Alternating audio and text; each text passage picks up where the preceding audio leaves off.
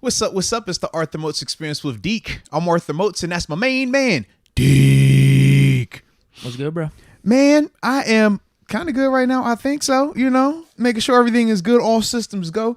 Getting this technology in order. But other than that, can't complain. How are you, though? I like the threads. Threads look real nice, man. Yeah. Threads look real nice, man. Thanks, dude. Yeah. Can't complain. I like when we're different threads. Man, I was stunned walking in. Should I be, though? I feel like we're evolving, right? You're expanding a little bit more recently. You really are. I told you it was your fault. You coming out of the closet, could you say? I don't know. Whoa. I don't really like how you phrase that right there. Could you choose a different frame of words when you're referring to me? From a sports standpoint. Oh, okay. You had your Bills gear in the closet. Okay.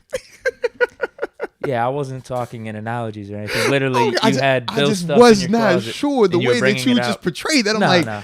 Man, Deke, is that the impression I've been sending off your way? I did not know that. No, I'm not going to send off any false accusations like that. No.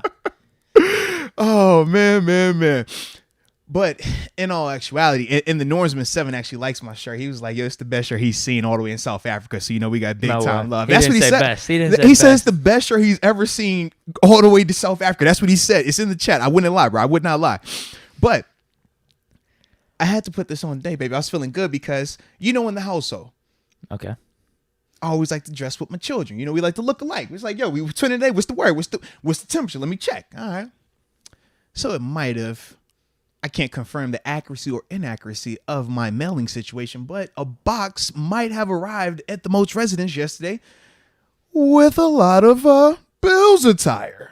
And it just so happened that, of course, children, they see new items and they're like, hey, we want to wear it now. We're like, oh, I guess so. Oh, this was a family box. And then it was like, oh, I want to wear my shirt to school, Dad. I want to wear my shirt to school. Kid is like, well, I'm wearing my hoodie, Dad, because I actually grew up in Buffalo.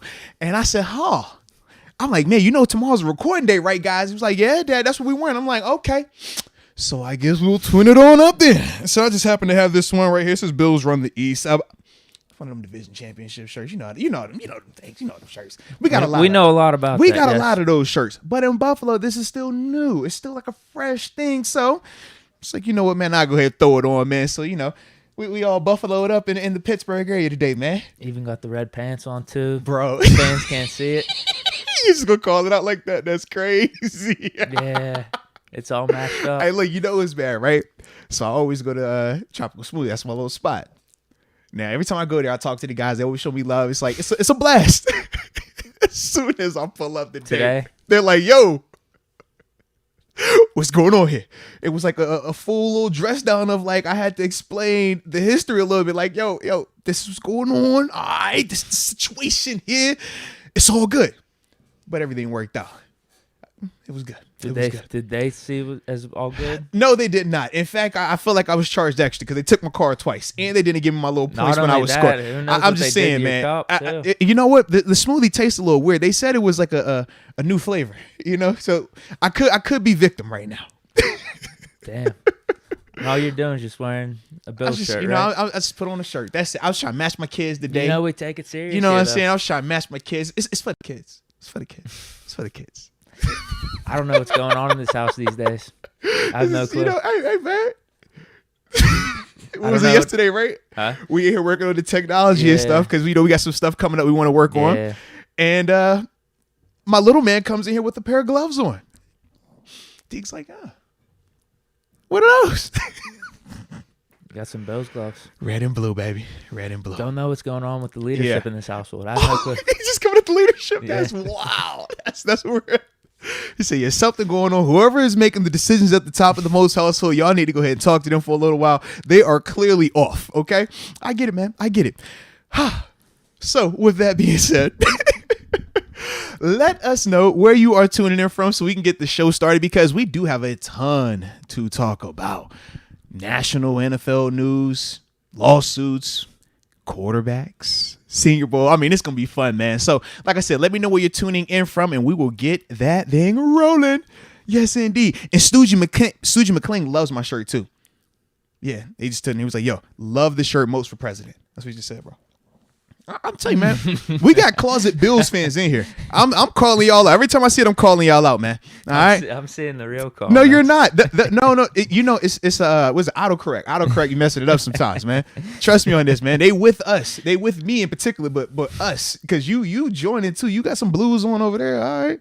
Does this blue match that blue? Let me see. This is Pitt blue. I got my Pitt shorts on. Are they? Or is it Bill blue? No, it kind of looks Billy. It looks Buffalo-y. I'm actually got all Pitt on right now. Yeah. I got every shade of blue. I got Pitt. He said I got every shade of blue. I got a Nolac shirt under here. This isn't North Carolina blue. This is Nolac, a Pittsburgh company. And then I got some Pitt shorts. Shoot, shout out to Nolac. I just caught me something from there too, man. And then the Pitt Crocs too. The Pittsburgh Crocs. It looks good, man. Looks real good. Those ones that we won at the Tennessee Titans game. Looks real good, man. I like when we're dressed in our blue. I didn't even think about the Pitt jersey with the Senior Bowl. I was just like, I haven't worn this thing in a while. I thought that's why you did it. I was nah, like, this is perfect, man. No. Yeah. If anything, I would have worn, if I was thinking Senior Bowl and I thought of it last second, I saw the Maddox jersey just hanging there. Okay. 8. Oh, because of the yeah. Okay, I see. We don't have anyone wearing number 8. We know who wore number 8 at Pitt. I got you. I see the connection. That's there. why I would have worn that. But no. I just wanted to represent this jersey today. The old times. The good old times with the Pitt tooth. I can respect it, man. I can definitely respect it. All righty. So let's see where the people are tuning in from today. All right, I'll start with Big Sky 406. He says, Big Sky from the 406. And he said, Moats don't need to do any laundry. I love that shirt. You should wear that shirt every single day. That's what he just said. Direct quote. Can't make it up. All righty. We also have D'Angelo May, the 216, Cleveland, Ohio. Okay, Travis Maxwell, the 757, Hampton, Virginia. And Love and Mad is Stephanie Ramirez in here bright and early, the 818, California. And she also says, let's go Buffalo. All right, next up on the list. We have Farron Bradford, the 918, T-Town, Tulsa, Oklahoma. All right. And Brian Clark, the 724, Zillionople, PA. And he also has a red and a blue dot as well in support of the movement. Yes, I believe it's on you now. D'Angelo May, 216, Cleveland, Ohio. And then black dot, gold dot, black dot, gold dot. Oh, okay. All right. I ain't see that comment. Stang Mang. 21 from 951 Riverside, California. Shout out to Stan. I just mailed him something too now that I think about it. Yeah. Nice. Well, we got Perk Jr., Youngstown, Ohio. Let's go. And was that a red dot with Bert? I think it was red. I think it was red and blue I saw with him as well. Who, with Perk? Yeah. It looked like it was red and blue. Was it red and blue? We'll just say it was red and blue anyways. All right. We got Robert Hostler, the 717 Central PA. Like it, and DJ Lundy, the 757 Norfolk, Virginia. So you know he rocking with us heavy. I got a funny one. AJ Martinez says, shut him down, Deke. Throw your emergency 7 jersey over Moats now. The blue burns my eyes. Come on. That's a funny concept. I just always have a 7 jersey in the back pocket. It wouldn't surprise. In your car, I'm sure it's some type of like, yo, when I gotta have it, this is the 7. This is the one right here. I don't. I do have a bunch of random shit in my car, but no, I don't have it right now. Wow. During the season, yeah. I think I probably have 2 random jerseys in there at a time. Yeah. I think I had a Dotson one in there for a good month or 2. Finally took that out and washed it so I could wear it for one of the games. But yeah, yes, you'll find some random jerseys. Right now, I think I have my suit jacket in there, actually, that I wore for the 100th episode. 100th live. Okay. It's still sitting in there. Well, if you need to change of clothes, a shirt, or anything, you know I got some extras, stuff. I'll go shirtless. You sure? No, I'll go shirtless. Come on, bro. You ain't got. It's cold outside. It's winter. I'm here for you. No, it's really nice right now. It feels like 70 right now. Because we got a storm coming in like 2 days. Let's be real. We know what's going on. I also have a Bills hat if you need one. It keep you real. It's a toboggan. I'm good. With the little little fuzzy ball on top. It looks real nice. No, dude. You know what happened way back, that Bills opening game? Yeah. Steelers-Bills. I didn't know if we would have to wear masks inside. I remember. I was all pissed off. I'm like, remember. I got to find something. And luckily, someone was walking around with terrible towels. I'm like, this is my mask. Because I didn't want to risk going in there. If they're handing out masks, they got a little Bill symbol on them. I'm like, hell no, I ain't wearing this. So I bought the terrible towel as my mask. It's like that, man. It's like that. It's all good though, baby. It's all good. I know our Bills fans are in here today, man. So shout out to everyone. I saw you, Trina Still Diva 5. You know you rocking with us. Chinks Bud, he all the way in Southwest Philly. He was like, yo, 215 Southwest. But he also said, not just me, he said that he will become a Josh Allen fan the same way that you are a Big Ben fan. That's Who's saying that? That's what Chinks Bud just said, bro. Come on, I don't make it up now. You know I don't make it up, baby. Robert Rodriguez said the same. He said, Moats, I like how you're showing our true colors. That's what Robert Rodriguez just said. He said our true colors. So you know how I'm just a reflection of the people. Okay, I told you when I put some of these, I look and I'm like, okay, all right, okay, that's what's going on, baby. Okay, so. With that being said, because we do have a ton that we're going to discuss today, man, let's hop into this thing. I see we got 2 supers in here. We'll hit that. And then after that, I'll pull up this first topic. Yeah, let's go, UW. Yeah. Says this episode is sponsored by the Buffalo Bills, it seems. See, who brought up the Buffalo Bills in here? Let's go, UW. Why would he do that? Because he happens to like the quarterback up there. You know, Let's Go, UW is a Bills fan. He's a Josh Allen fan. Let's go, man. You know this. What was disappointing with Let's Go UW? You know this. The Josh Allen profile pick See? In the midst of the playoffs. That was disappointing. But I do think he's still more Steeler fan. I'm just a man of the people. Okay? When you come in here wearing all this blue, you said wear blue. I put on blue. That's what you said. Put on blue. I ain't know you meant that blue. I thought you meant this blue. All right, I ain't got too much blue. Damon Brown. Yo. Well, this is a good transition here. I need your thoughts on the Flores situation. The allegation alone about offering $100,000 to throw games affects gambling. With that being said, I think the FBI should get involved. If that happens, we really know the truth. All right. I like how we jumped the gun right there a little bit. We're going to get into that just in a second. In fact, it's coming up right after this comment. I just thought it was funny. So John Patel said, I'm about as loyal as Jim Harbaugh. And I was like, dang, go on, man. Like, he is very unloyal now that I think about it. I'm like, I don't really like that right now. Like, Bobby Petrino might be worse. We had a dude here in Pitt about a decade ago, Todd that was Graham. foul what he did. I don't know if you remember Todd Graham. He jumped, I think, 3 teams in 3 years. Oh, man. Went from one spot as the OC, came over here to Pitt, head coach 1 season. Then he jumped to Arizona State. He was pretty bad. That's a bad look, bro. That's a bad look, Bobby man. Petrino was the one more on the national side, though. For sure. He's jumping around. That was not a good look Louisville, at all, man. Falcons, and then back to Arkansas, right? Yeah, because he left Atlanta right in the middle of it. Yeah. Absolutely, man. But we'll get into this first topic, man, since Damon has already got us where we want to go, man. For those that don't know, this probably happened sometime over either yesterday, this morning time frame. Reports came out. Yeah, reports started to come out that former Miami Dolphins head coach Brian Flores had filed a lawsuit against the NFL, citing being racially discriminating upon them because of their race and things like that. Also made allegations in terms of the Dolphins owner Stephen Ross incentivizing him to tank, to intentionally lose. Then also bringing up an interview situation that he had with the Denver Broncos dating back to 2019 as well, where he made allegations that John Elway and their executive group not only showed up late, but they also appeared to be intoxicated. And yeah, those are the claims. Hungover. Yeah. So intoxicated in some capacity. Yeah, so those were the main claims that he made. And to back some of that up, obviously he talked about the Miami Dolphins thing, saying that he had other people that could corroborate it with him. But the, I guess, big smoking gun situation was the hiring process with the Giants, where current New England Patriots head coach Bill Belichick is having a texting conversation with Brian Flores, and they're going back and forth, and Belichick is congratulating him. He's saying, hey, man, I've been hearing from Giants and Bills that you're the guy, you're going to get the job. And Brian Flores is like, well, man, I haven't went back for my second interview. I just did a virtual. I go back in a couple of days. Who are you talking to? Or who do you think you're talking to? And that's when Belichick says, oh, F, I messed up. I thought this was Brian Daboll, the Bills offensive coordinator, who actually did get the job as Giants head coach. So you can see where, some issues could be lying there and why Brian Flores was upset and decided to take this approach. But yeah, man, this is crazy in terms of just the allegations. So since it's multifaceted, okay, it's a lot going into it.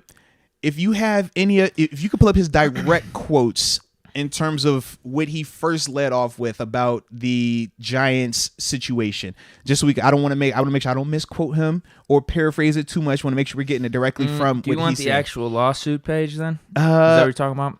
Either that or the quotations that he has. Like I was gonna say, I could pull up some paragraphs from ESPN. That works perfect, man. It might not be quote for quote, but you know how they describe that works here. though, man. All right, here it is. This is Giants. All right, I'll read through it. I got a couple paragraphs here. Flores also alleged that the Giants interviewed him last month for their head coaching vacancy for no other reason than compliance with the Rooney Rule, which requires teams to interview minority candidates for their open positions. The league has amended that rule in recent years and now says teams must hold an in-person interview with at least one external minority candidate for any general manager or head coach opening. Flores alleged that he spoke with the Giants via Zoom on January 18th prior to the team hiring former Bills assistant general manager Joe Schoen as its GM on January 23rd. He said that the next day Schoen finalized his interview date for the January 27th, and Giants co-director of player personnel Tim McDonald texted Flores saying he hoped he would come in and win the effing job. However, hours later, Flores' lawsuit alleges he received a series of text messages from Patriots coach Bill Belichick, under whom Flores worked for 10 years in New England. In those texts, Belichick told Flores he had heard from Buffalo and the New York Giants that you are their guy. Flores asked Belichick to clarify whether he meant to talk to him or Brian Daboll, who was also in the running for the Giants job. Belichick acknowledged his error and informed him that the Giants wanted Daboll. Sorry, I effed this up. I double-checked and misread the text. I think they're naming Daboll. I'm sorry about that. Flores alleges that his January 27th interview with the Giants, which satisfied the Rooney Rule because he was the first minority candidate to interview in person, was a sham. New York hired Daboll, the former Bills offensive coordinator, a day later. And then he talks about the Broncos after that. Yeah. So I guess just at the beginning part of this thing, man, I guess initially my thought process was, how is Bill Belichick connected with this? Like, in terms of him having this type of information, right? Because he's not a part of that organization right now. And it's one thing to have connections there, but it's another thing to have connections in the hiring process to where he knows it. Like, that rubbed me the wrong way initially. I'm not going to lie to you. Belichick. Yeah, I just didn't want him involved in it because not in the sense of anything negative about Belichick. I'm just simply saying, like, man, how loose you have to be if you're Giants, Bills, that, man, you're even comfortable enough to tell Belichick, yo, man, we already know this is the guy that's probably going to get the job right here. This is the guy that we're going to be planning on hiring. That's all for me initially, right? I guess he still has good relations with the Giants and their organization. Mm-hmm. He's probably a big reason why even Joe Judge got hired. Yeah, probably. Absolutely, probably, he definitely man. Is. Yeah, that's clear. Yeah, so for me, man, I wasn't really a fan of that. But then as I got to go and dive into it even more, it just started to rub me wrong to the sense that, man, with a guy like Flores, to just think that, man, when we think of the Rooney Rule, it's designed for what? Everybody to have an equal opportunity, everybody to have an equal playing field when it comes to the interview process. But this doesn't sound like equal playing field. This doesn't sound like they're going into that thing and, hey, man, Flores, you get a free chance to really come in here and wow us when you already have your mind made up before he even comes in there. And that also is an issue to me. And that's where I'm trying to figure out, like, as we continue to break this thing down, because there's going to be a lot of layers with it, how do we get to fixing it, right? But to me, those are two things off the top of my head that I do have issues with, man. I think the real BS part was trying to bring him in for that second in-person interview. Yes. Because he did do the Zoom, and could we say at that point maybe it was a little bit more fair? Because apparently higher ups, I don't know if it was the owner, there was a couple guys in the Giants that were like front runners for Flores. Like they wanted him the most. So once they decided on Daboll, then, we shouldn't have to go through, oh, man, we just got to do this in-person interview to satisfy the Rooney Rule. If anything, it just goes to show the flaw in it. And we even talked about this when they did amend it a couple years ago. It's like, that was last year. Was it last year? It was last year where they amended it where for the draft you get some draft capital now. For both, I think, like general manager, executive positions. Correct. Is it even head coach, too? I believe so in some capacity. But they at least added, I think you have to... Is it interview 2 minority coaches? So and one in person, outside? For the coaching element, you have to interview 2, one from outside source. So I think for the executives, it's just one outside candidate. Okay. Yeah. And then if you hire a minority, you get a draft pick. Correct. And that at the time really didn't sit well with us. Yeah, either. because we're like, we just want you to hire the best guy. Correct. But as history continues to show, they're not doing that. And that's always been the rebuttal. The rebuttal is always, hey, man, they're going to hire the best candidate. They're going to do their due diligence. But these are examples where that is a flaw, where that is not happening. And it repeats the cycle. And for me, when I think of even Brian Flores, because he was also asked when he was doing some of his media stuff this morning, doing some of the interviews, they were like, well, hey, man, if you knew this ahead of time, if you had the text messages and you know it's going to be Brian Dable, why did you even go to the interview? And first of all, he was like, man, I was hopeful. But that I is felt true, like you never know. Right. I mean, because that's like hearsay. That's going back and forth. Right, but I felt like he could wow for them away him, and they could change their mind. But the biggest thing I feel like for him is you're damned if you do, you're damned if you don't. If you go to the interview, you already know that, hey, man, they got their mind made up. Even though you have your best foot forward, we can all attest to conversations that we've had with individuals where we're passionate. We have everything in line. We're trying to tell you something, and that person does not want to hear it. Whether it's a significant other, whether it's a brother, a sister, we've a boss. We've talked to people where it's like, yo, listen to me. If you just listen, you will see I have a clear, concise, and valid argument here. But if your ears already turned off because you already have your mind made up, predetermined, then that interview is not happening. That conversation isn't happening.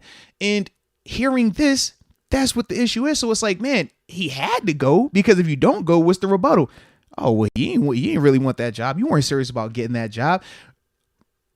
And for him, you're kind of stuck in limbo in that sense, man. And that's the part that's frustrating, because how do you make a stand? How do you highlight this issue, this error, or this flaw in the system while maintaining integrity, while trying to still keep a job in the NFL, and at the same time staying encouraged? Because it's very disheartening when you continue to hear this pop up every single year, and we can point to different things. It's not speculative. That's the other part. If we're, oh man, it's not a big issue in terms of lack of representation for minorities or people of color at the head coach or executive level.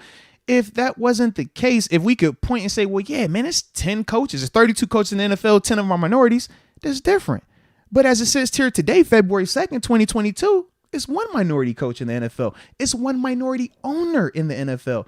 And the league is made up of what? Over 70% of minority players. So when you talk about that representation, it is a fundamental flaw. It is an issue, but it's just frustrating when we keep having to have these type of discussions, right? What's going to happen with us two talking about it? What's really going to change ultimately? Well, I do think what changes is this. It keeps the conversation going, because in the past, what has it always been? Oh man, you got the ring rule. We ain't got to talk about that. Oh man, it's not systemic racism. It's not set up for these people to not be successful. And we just keep on moving on. But the issue is it continues to happen. We talk about the definition of insanity, right? If you continue to operate this way and the people continue to respond a certain way, no change is going to happen. So I do think that what Brian Flores is doing, even though it's gutsy as heck, in terms of suing the NFL, I think it's important because it keeps that conversation going. And now that conversation is going to continue to have life, not just in the long term, but also in the short term, because it's still teams that have to hire coaches. And we're going to look into that a lot more, not just the podcast, but I'm talking nationally. When you talk about lawsuits, they're going to dive into that stuff, into that process, the minutia with it. And I think that is significant as well in terms of generating change. But it can't get to that point without having uncomfortable conversations, without a guy like Flores having to go this route of publicly putting these stuff on display, knowing what that's going to do. Because initially when you see it, you got to draw the line. You either believe them or you're against them, right? You're either protecting the shield or you're going for the player in the whole, or the coach in the whole overarching, situation here. But to me, I'm like, man, as long as the conversation is happening, I think we're closer to that getting adjusted versus not talking about it. Yeah, because maybe this is a step of... Now, obviously, the Rooney Rule has good intentions. Yeah, it does, yeah. There's amendments made to it. I don't know. Do you get rid of it altogether then? Because my question is this. If you get rid of it altogether, what even guarantees that you even getting that call now? Because if they're already doing it just to check a box, and this is a rule that's been in place, and it started with our guys here in Pittsburgh. It's like, man, if you take that away, and we're already saying that the rule is flawed in itself, well, what's the incentive for a team to go against it? What's the incentive for a team to just say, hey, why should I call that guy? I'm gonna call like the guy that I worked with 30 years ago, or the guy that worked with my brother, who worked with my cousin, who drove and got, Hardee's breakfast for this coach 20 years ago. Like, that's been the method. So it's like, what will deter that from happening if you just got rid of the rule? No, I have no clue. I have no that's clue the part that I'm stuck on, right? Because we're talking about the flaws in it. Yeah. The other solution, like if you got rid of the rule, or even if you kept the rule. Yeah. Because obviously there's good intention by it. Correct. I don't want to make it seem like, just get rid of it willy nilly. I'm thinking get rid of it to do something better. Yeah. The one thing I was thinking on the way over is like, can you do? Now there could be flaws in this, obviously down the line. This could be like a slippery slope, but can you do some type of player involvement? You know how they have done with the Rooney Rule, where the teams have to interview minority coaches for their candidacy. Can you do where for each time you have vacancies, you have to do some meetings with the players to get their input, document it somehow? Because then after you do that, you have to look the players back in the eye. Very true. After that. But then I could see if the coach is sucking 2 or 3 years in, do you have to ask the players or get the okay from them to fire him?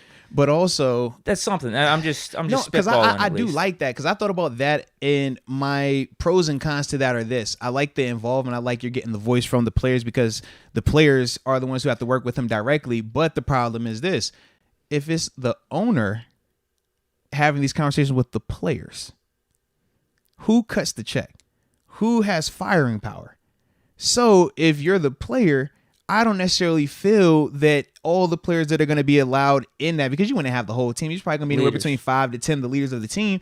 Not every leader is going to have the same type of financial security. Not every leader is going to have the same type of job security where they feel that they can truly speak candidly with owners. Not every owner is Mr. Rooney. Mr. Rooney's an awesome dude in the sense that you can have those conversations and he will be receptive and you don't have to worry about repercussions.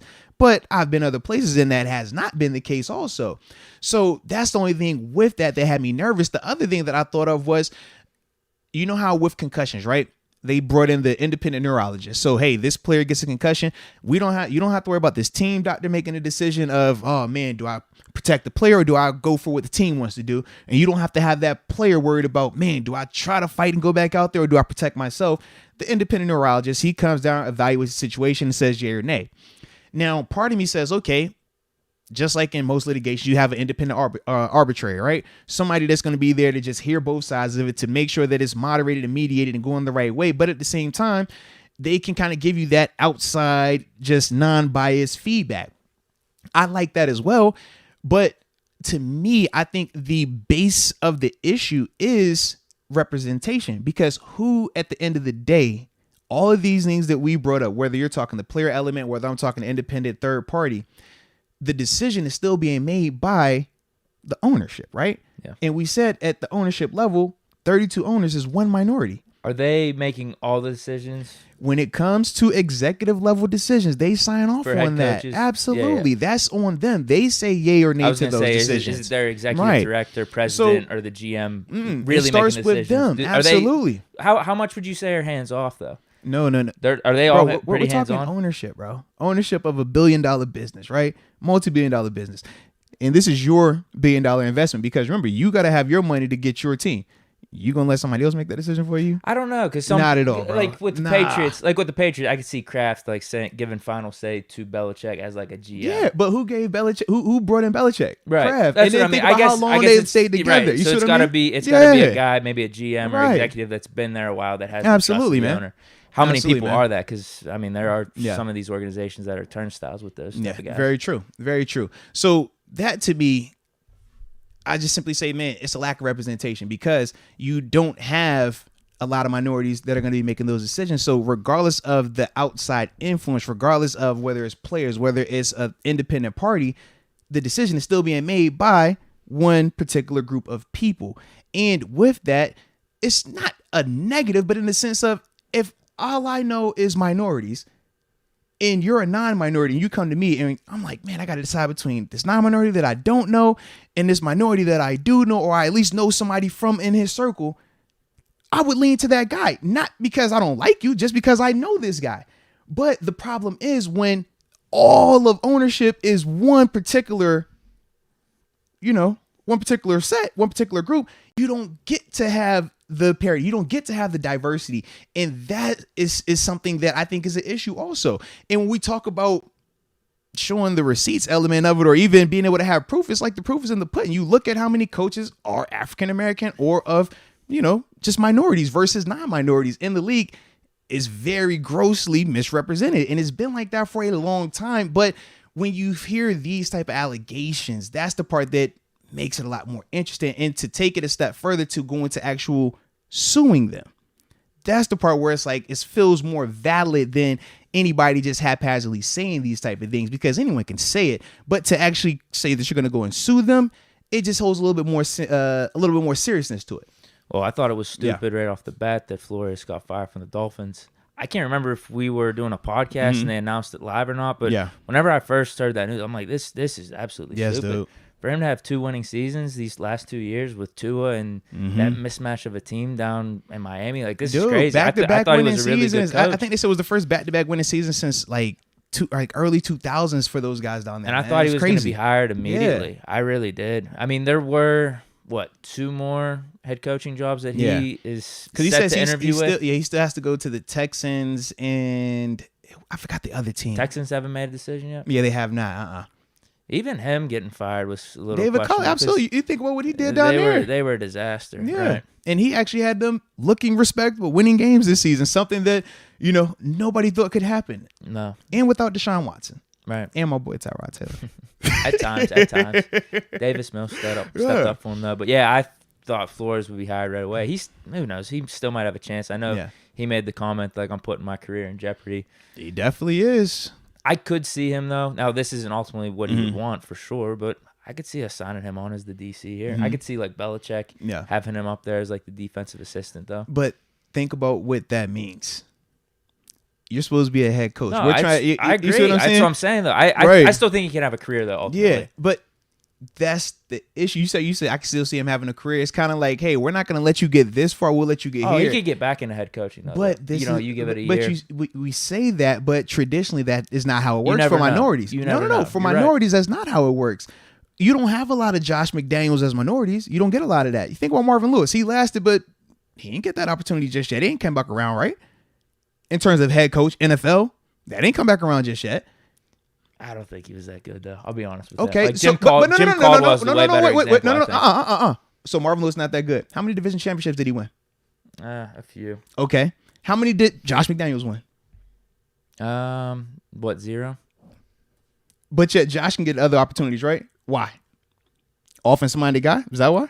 Is it because he was at the Patriots? Is that why? Like, you see what I'm saying? But you could bring up different reasons. But we could, but that's all I'm saying in terms of when people rebuttal like that, that is the issue for those minorities. I do think it is case by case. Like Marvin, I don't know, Marvin Lewis. Maybe it's more because I was a Steeler guy and like we always owned the Bengals. Of course, and I get that. I think Jim McDaniels not Jim McDaniels. I'm sorry, Jim Caldwell. Jim Caldwell. He's another example. I think he's the better one because he went 9-7 his last 2 years with the Lions. What about Lovie Smith? Lovie Smith went to the playoffs and got fired his last year. I think those are better. Like Marvin Lewis maybe isn't the best example for me at least. Right, just and because that's of the fine Steelers for stuff. you. But as a whole in the NFL, it's not multiple coaches that can say they won the division multiple times. That's all I'm saying. Guys that get to come back and get head coach opportunities again. Because I think with him, his last few years were pretty bad. That was the thing. No. I get what you're saying. I'm just simply saying if his resume, because we're going off of resumes, right? Because if you were just going recency, it's like, well, Josh McDaniels, he was a coordinator, right? Right. He wasn't a head coach. But it's like, man, if we're talking resumes here, Marvin Lewis has a nice resume as an NFL coach. That's all I'm saying. Baseline. He has a good resume. But he hasn't got that opportunity again just yet. That's like, it's certain things like that. And I'm not beating the table for Marvin Lewis, but just in the sense of we can see multiple occasions now where it's not the same for both parties. That's the big part for me. It's just not the same. And that's the part where the Rooney Rule has been trying to improve it. Bring up Herm Edwards is another one. Yeah, I could get it. I think a good comparison to Marvin Lewis would be Jeff Fisher, actually. Okay, fair enough, yeah. Because both had success here and there, but ultimately, end of the day, records around 500, but Jeff Fisher got that second opportunity with the Rams. True. And like I said, I don't want to make it into we're comparing and contrasting each and every. Absolutely. It's impossible. Absolutely. But the one thing that is not impossible, that is not hard to see, is the lack of representation. And that's ultimately what my man Brian Flores is fussing about. But that was the first part of it, right? The second part of the allegation, the big thing was, The owner, Stephen Ross. That's hilarious. $100K a game to tank. Now, that part for me was, I was like, bro, this is crazy. Because you never think, like, people always talk about tanking. You hear fans talk about, you talk about, hey, man, you got to tank, man, get the best draft position and stuff like that. And it's fun to talk about, but we say, man, it's fun until you get a Doug Peterson who actually tanks. And then you're like, oh, fire that guy. Integrity. And you hear this allegation, and I keep saying allegation because none of this has been proven just yet. And that's why I'm not going to be up here. We acting like, oh, yeah, this is 100% true. Either party. It's allegations. This part is. The Rooney Rule part, not allegations. That's proven. But for this part, this allegation right here, where, you know, if this is true, this is crazy. This is a terrible look if this is true, man. What was you like? When I thought of it, I'm just like, man. My man Damon brought up the gambling part. I'm like, definitely that. I'm like, bro, we be hollering about DraftKings. You think people gonna want to put money down if you questioning that part? Like, yo, what was your thoughts though, man? He's just kind of being straight up. Yeah. He's just kind of being straight up. We want the number one pick. Yeah. We want Joe Burrow. Mm-hmm. At the same time, it's not good. It's just not good. It's not a good look. You don't want the league that you're watching, celebrating. Tanking. You don't want it incentivized. I'll put it to you that way. What's the difference, though? Yeah, what's the difference? That's what I mean. And part of it's just like, oh, we're being straight up. We want this number one pick. We're rewarding you for losing so we can get this number one pick. There's that. Mm-hmm. It's just not good, dude. It's not. I was waiting to hear you like part of the other side though is like, yeah, you get that number one pick. You have an Andrew Luck then. Think of how different they could be if they had Joe Burrow. It could change a lot, man. It definitely and that's could. The whole thing, even too, with the whole shady meeting that he had with Brian Flores, like, with bro, the prominent QB. It's nuts. Was it Brady? Was it Watson? I don't know, but think if they had Brady, they'd be in a way different position as an organization right now. It is nuts. Like, me thinking about that, I'm just like, did you really, like, were you really, like, I get why you're doing it, because the logic, yes, it makes sense logically, but it goes against everything that the NFL stands for. Flores in a terrible spot. Yeah, absolutely you are. Because how could he look his guys in the eye? And that's one of the things that he said in terms of when they kept asking him, hey, that's man. Why I respect Flores for doing that. Like, saying no. And then even leaving the yacht. I don't even know if I'd leave the yacht. If the that was nuts, QB, bro. Yeah, that was nuts, Brady bro. coming, come on. That was nuts. You stick around for that meeting. That was nuts. TB, I know you up from New England. Why don't you come down to Miami? You dealing with that, bro. But then at the same time, it's like, man, for Flores, you're in a bad situation, because if you take the money and you tank, we're all going to say, what about him in terms of his coaching ability? Oh, yeah, bad.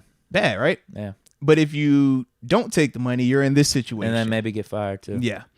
So I was like, man, I'm like, dude, you put him in such a compromising position. But for me as a former player, it just sucks, because it's like, man, the one thing that we love as players is the on-field part, because we say fans don't matter, media doesn't matter, and them suits and the suits don't matter. And we talk about suits like executives, GMs, owners, because we know when it comes to actual, like, because you could see them wanting to tank. Not saying they get incentivized or anything, but they could want to tank just because, we're going to have a better draft pick. This so could it's change like the we get that part, but for the players, man, you're affecting livelihood, because if I'm tanking, I'm not playing my best. If I'm not playing my best, I'm not going to get paid like that, because you, in terms of the Dolphins, you might say, hey, man, we paid you to tank, but that team over there that doesn't know about this agreement, they're going to look at this film and say, what? That's not a good player. That's not a smart player. I don't like his game. Why should we pay him $10 million? Let's pay him $4 million. That's a big difference. But that all stems from these allegations that are made against Stephen Ross right here, which is, like I said, just crazy. But then you get it, and he's like, man, I got people that can corroborate it. And that's the part that I am going to be interested to hear, because this is a steep allegation. Like, it's one thing to sue the NFL when you're talking about systemic racism and the hiring process. Yes, it's proven, it's there, but now you got to figure out how to fix it. And I don't know how to do all that just yet. But this right here, in terms of the allegation, there hasn't been any proof for this just yet, but just the allegation in itself is massive. And then you get your boy, I say your boy because, it's your boy, Hugh Jackson.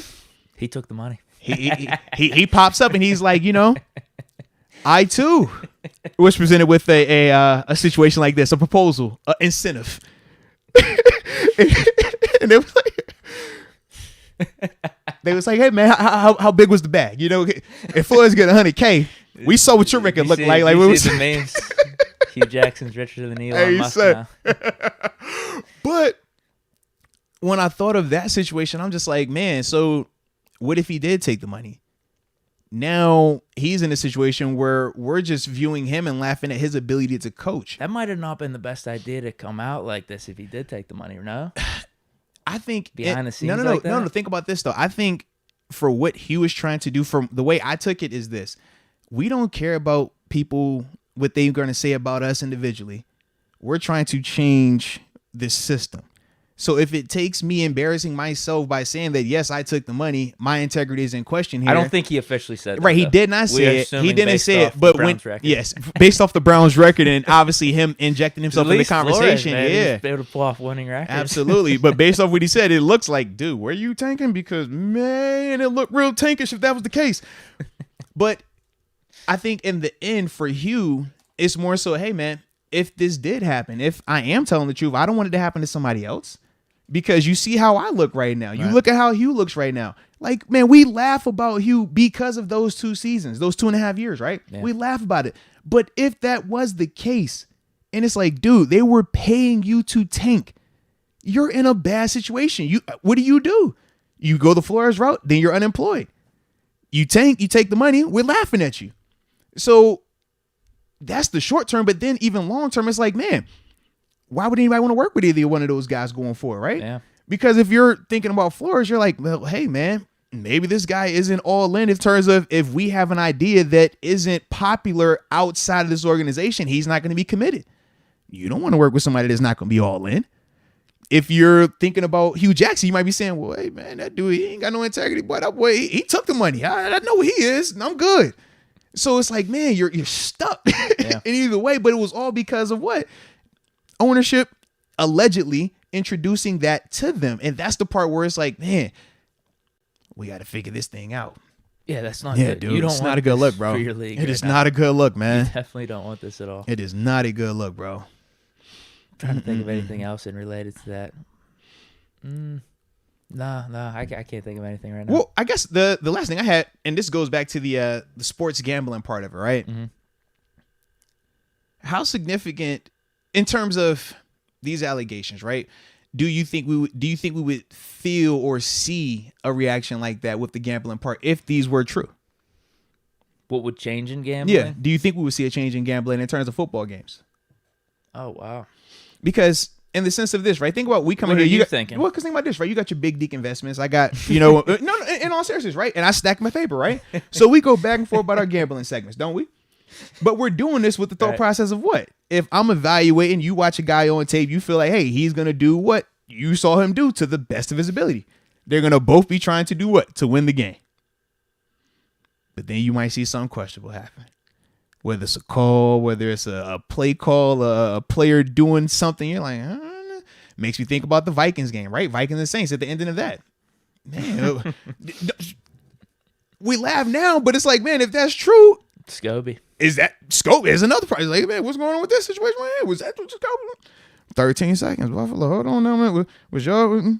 Oh man. I'm but in all seriousness, though, like it can open up that worm buy. That's what I'm saying. Because now you have to go back and start to comb through and that stuff. Like, man, when the Steelers played the Dolphins and they went cover 0 blitz right before halftime, was that a Flores call or was that a Stephen Ross call? You know the touchdown that we had. Okay. and what did that do? It flipped the game, did it? Yeah. And remember, they called timeout beforehand. Because beforehand, they had a fence defense that where they were playing prevent, let you catch it underneath and then tackle it. Football calls. Okay. That's all I'm just asking. That's all. You know me. I'm not a pointer finger. I'm just an asker of a questioner. That's what I do, funny. Brother. Yeah, man. What would have to change or what would change? I don't know. Because part of me was thinking, whenever people brought up the gambling aspect, I was just like, don't bet on the bad teams. But at the time, the Dolphins weren't. Think about the way the Dolphins ended. They could have made it to the playoffs. Not that season, but last season. That's what I'm saying. Yeah. Huh. I don't know what changes. No, you brought up scenarios outside of the bad teams. Where it's just like that one play in the NFC It just makes you question, like, man, is it rigged then? I don't really think that. Because if an owner is willing to... I still don't really think that, no. Okay, because I would say if an owner is willing to do that, where do they stop? Because they control the league, do they not? They make all the decisions, do they not? They control the puppeteer in terms of Roger Goodell. they're in control of all of that. So that's why for me, it just made me start to question, like, I know the players don't hire the referees. Do you hire the referees? So fans do or do not hire the referees? Fans don't hire referees? I think EA does for their Madden referees. Oh my God, dude. I got robbed yesterday. You see what I'm saying? I got robbed. So that's the part for me where I'm like, well, when I see anything questionable happen and I know one of your owners have already or allegedly incentivized him to tank, like, where do y'all stop it? Where does that line get drawn at? That's all. It just makes me question it, man. Yeah. What do you think should change? How does anything change with that? Yeah, well, the biggest thing that you keep hearing me talk about is representation. Now, the problem with that is when it's time to purchase teams, it's still not as simple as, oh, this guy has the most money, he can buy that team. That's not how it works. They have to be allowed. They have to get access to that. And who gives the access? Who says yay or nay? Ownership. They have that decision. So that's the part where I'm still trying to figure out on my end, like, yo, well, how does that whole dynamic work? How does that whole dynamic change? Because obviously I ain't got billionaire money, so I ain't never had to look into it like that. But it's something that needs to be discussed. Yeah, I think that's crux of kind of what we're talking about, gambling, the bribery, and then back to the Rooney Rule and the interviewing process. Kind of goes back to the owners then, right? It does. You want owners like Mr. Rooney. And the owners were the one who created the Rooney Rule. That's the funny part. They created the rule. They clearly know it's an issue with the rule, but they're the issue with the rule. It's just a circle. So we're trying to figure out how to change that up. But man, this whole situation is crazy, baby. Crazy. So, whew. Let's see. You get your chat up, man. Let's see what the people talking about in the chat section today, man. This might be all you. Yeah, it might be. I'm looking over there. Yep. All right, to then. Let me take a little sip of the good potion. Mm-hmm. How many you got there? Lot? Now, let's see. We left off on Damon. Yeah. Left off on Damon. Oh, yes, we straight. We got a good amount, but we're good. All right, cool. All right. So, first one is from Farron Bradford. He says, do you guys think we have offered Coach Flores a DC job or do you think we will offer him a DC job if he doesn't get a head coaching opportunity? Him and Coach T would be crazy together. I'm not 100% sure that they offer or not offer, but I would say this: if it was me, I would, because I do think that, his defensive mindset, and obviously we saw the tape on what he was doing in Miami. I thought that he did really good. They good against Lamar Jackson too. Yeah, and that would help us. Lamar Jackson, I mean, you even saw he was one of the first guys beating the Patriots and stuff like that when the Patriots were really trying to win games as well. Shoot, for me, man, he smoked them. He smoked them at the end of the year with Brady in them. Yeah, well, with Brady, smoked them this year at the end of the year and beat them earlier. Absolutely, so he was 2-0 this year. So when I think of that, I'm like, man, yes, I would be for it. Now I could see it being an issue because if the reports, obviously with Keith Butler, when he made that comment that Coach Tom is still very much involved in the defense, it could be a power struggle. But at the same time, if you're Brian Flores, it might make the most sense because getting back into the NFL right now is going to be a hassle potentially. No different than the Colin Kaepernick situation. And I say that because of this. Regardless of ability, when a person is making a stance that goes against the majority, it could be a blackball. Absolutely. And that could be the over thing that just keeps running. Because at the time when Kaepernick did what he did, he wasn't a bad player. I know people try to start that narrative, but that wasn't the case. I can tell you because I played against him. But we know that, hey, man, it got to the point where the story was bigger than anything he could do on the field or off the field. And that's just what it was. And when I think of Flores, I think of similar things. Like, dude, when you start hollering about lawsuits against the NFL, man, that's different. It's a lot of attention that's going to come with that. And you could very well be the blackball. You could very well be the person that people point to and say, hey, you see what happens when you sue the NFL? You become this guy right here.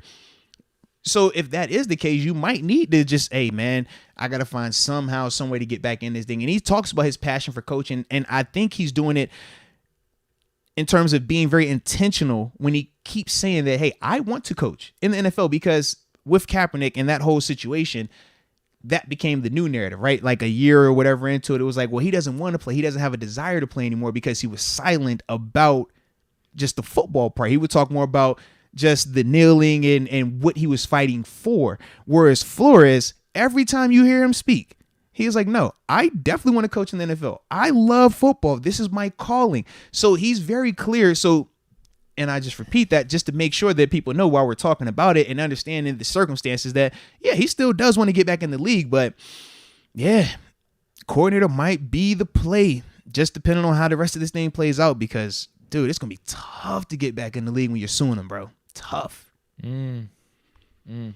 I mean, I'd be for him DC here for sure. I mean, I wanted that as soon as he got fired. No, I didn't think he was going to get a chance. I thought he was going to be a head coach somewhere else. Absolutely, man.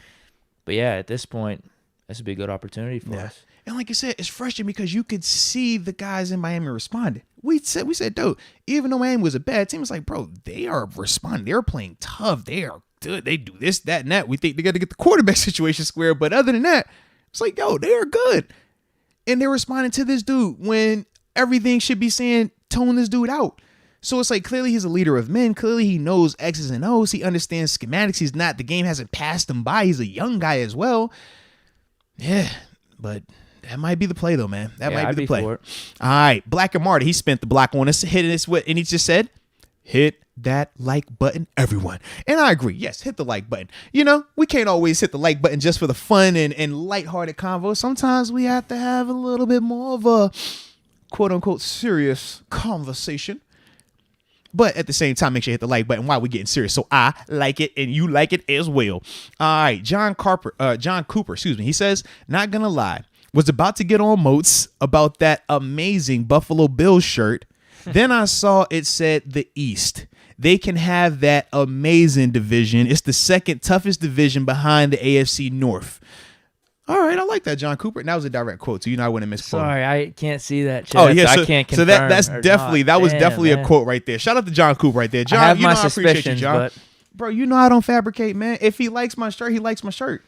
If he's calling, this shirt amazing, if he's saying that the AFC East is the second toughest division behind the AFC North, I can get behind that as well.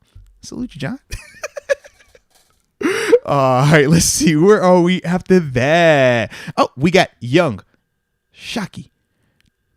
Young Shockey says, how does Brian Flores even get let go of? And to have unproven offensive coordinators get the nod before him just shows how unappreciative Miami was to have him. Yeah. Unappreciative. That's a good way to put it. Yeah, without a doubt, man. Without a doubt. Yeah, I was shocked. Yeah. I thought he was one of the last guys to think of in terms of being fired. Bro, that makes, I was dumbfounded. And I remember I was like, yeah, they just need a quarterback now. Stick with what you got, right? Absolutely. And You're I remember good. Initially I was a little bit upset because at the time Flores was fired and I believe Joe Judge still had his job. And I was like, bro, how does Flores get fired and Joe Judge is still employed? Like, what? These are such extremes here, man. But crazy, man. But definitely unappreciative. And Angel Garcia, I've actually been looking for you in the chat. I'm glad you just came in here. He says, yo, where's my signed jersey? Angel, where's my email?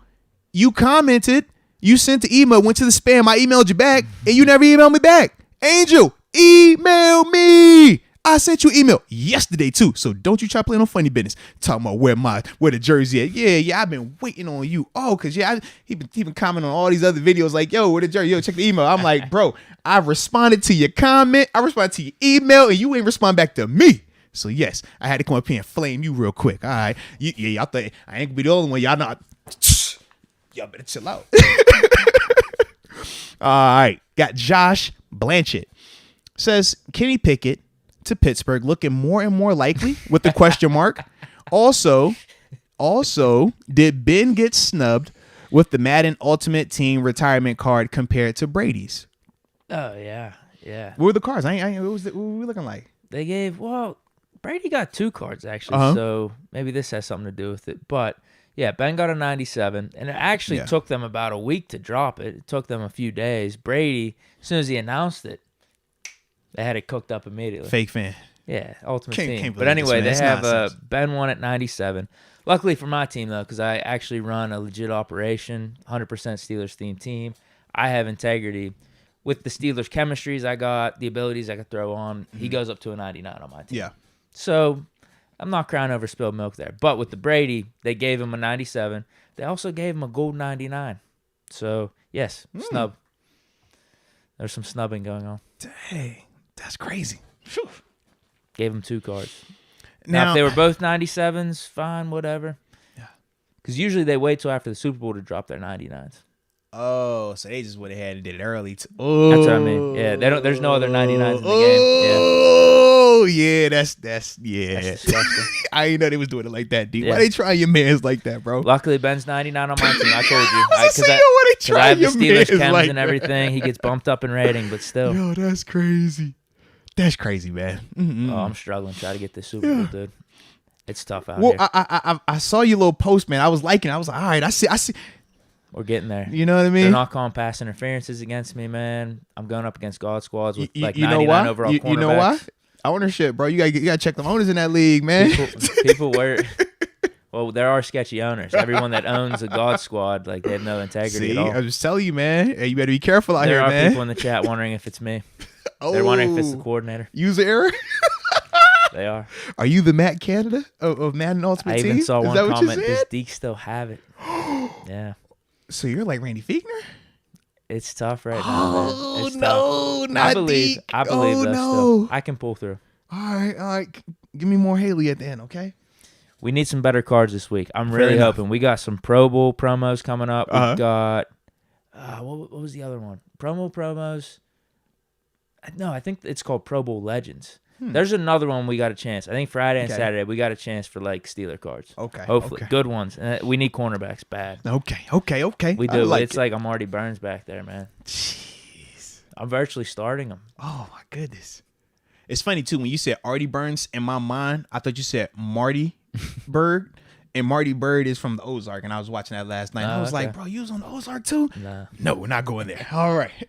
But in terms of the Kenny Pickett to Pittsburgh stuff, we're actually going to talk about that coming up in a few, man. So trust me, you're definitely going to look into that, man, because we got to talk about the Senior Bowl. The Senior Bowl is happening, man. It's, a lot of good practices going on, man. So definitely going to react to that a little bit. Next up was from Damon Brown. He says, what, Deke?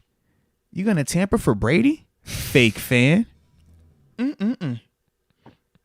Can't believe you, bro. I was talking about the Dolphins. Can't believe you, man. Can't believe you. You would have stayed on the boat for that man, huh? You wouldn't have done that for Ben. No, I would if it was an elite quarterback. That was the point. Oh, okay. That was Brady was just an example. Oh, right? So you're saying Brady was the most elite quarterback at that time? He was in the mix. He was in the mix, and I've mentioned with teams you always want to get a franchise quarterback. Okay. And the Dolphins, they needed one at the time. So I probably would have stuck around if there was a franchise quarterback I could talk with, try to convince to come to my team in free agency, even though the timing may be perhaps illegal. But it may be perhaps illegal or illegal. You saw in some of the quotes that they were just stopping by or they just happened to be in the area. That's all. Yeah.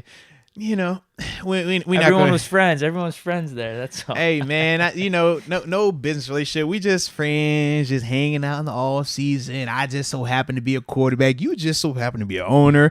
We just so happen to be in Florida. You so happen to need a quarterback. I'm with it, bro. I'm with it, man. That's probably the one that's least concerning. That probably happens all the time in the NBA. Probably even still in the NFL. No. That trust a ton. We're not gonna do that publicly. But yes, that. All right, Damon Brown. He says, back in the day, the FBI convicted some college basketball kids of throwing games. I remember that actually. I'm caught up, bro. I'll read the next one. Okay, I definitely remember hearing about. I don't remember it in like my lifetime, but I do remember like hearing about that, researching it. It says they went to prison. Why is the NFL exempt? FBI can gather more info. Now, I'm not sure in terms of what would dictate whether the FBI would get involved with that or not. I know people brought that up when the John Gruden situation occurred earlier in the year as well, in terms of some of the email access. I just don't know all the particulars for how they get involved or why, if there isn't anything criminal. That's the part, you know what I mean? Because I don't know. Maybe it could be viewed. I don't think it's viewed as criminal. I don't think it is. I think it's shady. The hiring process is very flawed, but I don't think it's criminal. That's all. So that's why for me, I could easily see the FBI not getting involved. But I like your thought process, though. We want information. And that's also what I think you're trying to get, and that's what we're trying to get. And I think that's what everybody wants is more information. Rommel Howard. Why didn't Flores give two brothers an opportunity to represent him instead of two white guys? Talking about his lawyers. Well, this is the issue, though, right? I mean, we laugh about it, but that is true. I mean, in the sense of it puts you in a bind when there is lack of representation in certain avenues, because now a guy like Flores is like, man, is it frowned upon if you go out there with 2 non-minority lawyers when you're hollering about, not being represented or not having an opportunity as a minority? But then I also think, man, what happens when more minorities become GMs? Brandon Hunt, Omar Khan, do they have to feel forced now or obligated to hire a minority because of them feeling like, hey, if we don't do it as minorities, we can't count on non-minorities giving minorities opportunities? Because it always comes down to the basis. You just want the best guy. But it doesn't, because at the end of the day, it's been proven countless times that the best guys aren't getting hired. No, what I'm saying is, even if you have minorities at GM and executive positions, I hear we all should want the best guy because that'll affect their job, right? Correct. But what I'm saying is this, though. I feel like you put those guys in binds in a sense because they feel that pressure once they become a gatekeeper, because as a GM, when you get into that executive role or higher, you become a new gatekeeper. Right. But you also feel that pressure of, well, dang, if I'm the gatekeeper and I know how hard it took for me to get here and I'm the only one like me looking around here, am I supposed to do this because that's what I'm supposed to do for our culture to keep the movement going the right direction? Or do I go in here hire who I think is the best, even though he might not be a minority, but now it's the same cycle of what? No minorities being represented there. That's the part where I feel like you kind of get put in a bind, and it's not the minorities' fault that it's like this. This is just the product of the situation right now. Well, that's why I brought up. Do you think owners are just overriding executive GM's decisions then? I do feel like that. Yes, I do. Mm-hmm. So even if you do have minorities in GM's executive position, it doesn't necessarily mean minority head coaches will be hired. There could be multiple reasons, but it could be just overridden by the owner. And that's why I say you got to get more representation up there. We can't get to ownership without getting to the GMs first. You know what I mean? It's like, we got to keep getting more and more and more. Because remember, at first, you couldn't be a head coach because, you don't have as many minorities as quarterback coaches or offensive coordinators, and we want offensive-minded guys that can score points. So then you start saying, well, no. We got coordinators that do offense. We got QB coaches. And it's like, they're still passed up. And it's like, well, all right, you say this guy has the head coach that calls plays and he has a great quarterback. But then you're like, well, that guy got hired. He had the exact same situation. You know what I mean? It's just that continues to happen where it's like, man, it's not speculation. It's just proof. It's like, man, you can point to it. You can see it. And you just got to call it a spade as a spade, baby. But, it's going to be interesting, though. Brian Shorin. Well, we'll talk about this. He says, you guys think Kenny Pickett's baby hands will be an issue? Clearly has been an issue for Goff, LOL. Hasn't for Burrow or Mahomes, though. Now, I don't know how much man. I don't know how much smaller Goffs are than Mahomes or Burrows. I think this is one of the most random topics that people talk about with this combine stuff. No, we'll talk about it. We'll get to it. Let's go, UW. By the way, Moats, where you want the list of prospects at? Oh, shoot, man, you can do it 2 ways. Actually, probably easiest way, send that thing to moatswinners@gmail.com. moatswinners@gmail.com. That's the easiest way to send that to me, man. I'll get that right away, and y'all can start looking into it even more as well. We're all caught up. Yeah, I'm trying to think, man. Do we have anything else we wanted to get on with this part of the conversation? No. Okay, because I'm trying to think. I feel like we were pretty good there. Yeah. Pretty good there. So, yeah, man, let's go to the next topic, baby. Next topic was kind of an oldie, but kind of a newie in the sense of your boy TB12 officially has retired now. I almost forgot about this news today. I told you that earlier today. I was like, man, when this Flores thing happened, I was like, oh, he did retire again. Whose pack is Schefter smoking? Brady's dad? I hope he's smoking all their packs. Is it Brady's dad? I hope he's smoking all their packs. Hope he's smoking all their packs because, Schefter undefeated, baby. People came at that man. Hey, I'm not even on social like that right now, but it was made aware to me that Schefter even went and started liking tweets. Oh man, he was getting the receipts. Barstool, CBS. That's what they going through, liking everyone that tried to dunk on him. Like, oh yeah, I told you Schefter don't know that. Schefter, he's not retired just yet. He went back and liked all of those. He should have retweeted him. I said, Schefter, you a bad dude, man. I love it. But yeah, man, Schefter, dude. He got the sources, man. For me, I stopped going against Schefter, man, when he had the Jason Pierre-Paul medical report in terms of when he blew his fingers off, right? He had a picture. There's a whole controversy. He had the picture of the medical report within an hour of the news even breaking. And we're like, bruh, it's not like you're down there at the hospital. It's not like you knew ahead of time where the hospital was at. Let me call ahead of time, get a friend to tell me something, to send me a picture. It's like, bro, it's happening right now. We found out he was missing fingers from Shefty. So when that happened and he didn't get in trouble afterwards, because remember, people say, oh, HIPAA violation. Oh, he's going to get fired. He's going to be lost and all that. None of that. When that happened, I said, oh, yeah, man. I don't doubt Shefty, because Shefty got something different. I would say Shefty might as well join the Illuminati in my eyes, man, because that dude's sources, man. Look, Shefty could tell my wife is leaving me, and I'd be like, you know what? Shefty was right, bro. I ain't even got to talk to the wife. I'd be like, yo, Shefty said it. It's got to be the truth, bro.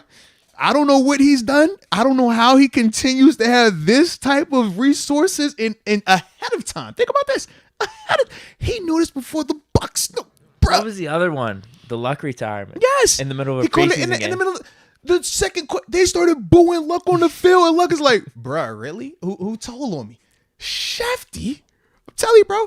I don't go against Shefty, man. No. He told a story about that one, too. He was out to dinner when he got that. Absolutely. I'm like, bro, this is crazy. Shefty, bro.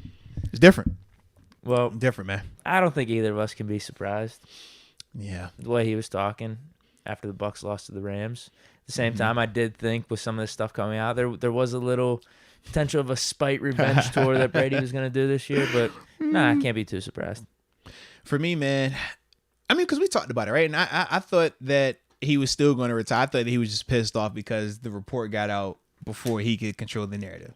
And typically for Brady, he usually gets to control the narrative. You usually get to make your own, for him at least, you get to be in front of the message and stuff like that. But you know, he fell victim to what all of us have fallen victim to at some point in time. If you play long enough in the NFL. I guess Schefter even got banned this season, right? Yeah, absolutely. What was it, week 16 or 17? Yes, Shefty, man, it's not negative because it's his job and he's just great at it. It's just for the players at times, you're like, man, you feel like you don't have control of a lot of things. So it's like, man, when it comes to your voice, your message, retiring, new contract, an injury, something big, major, you typically want to be the person that can get that out there first, or at least to tell your family first, right? I'm sure he had family members calling him like, bro, Shefty said you retiring. That's what's going on.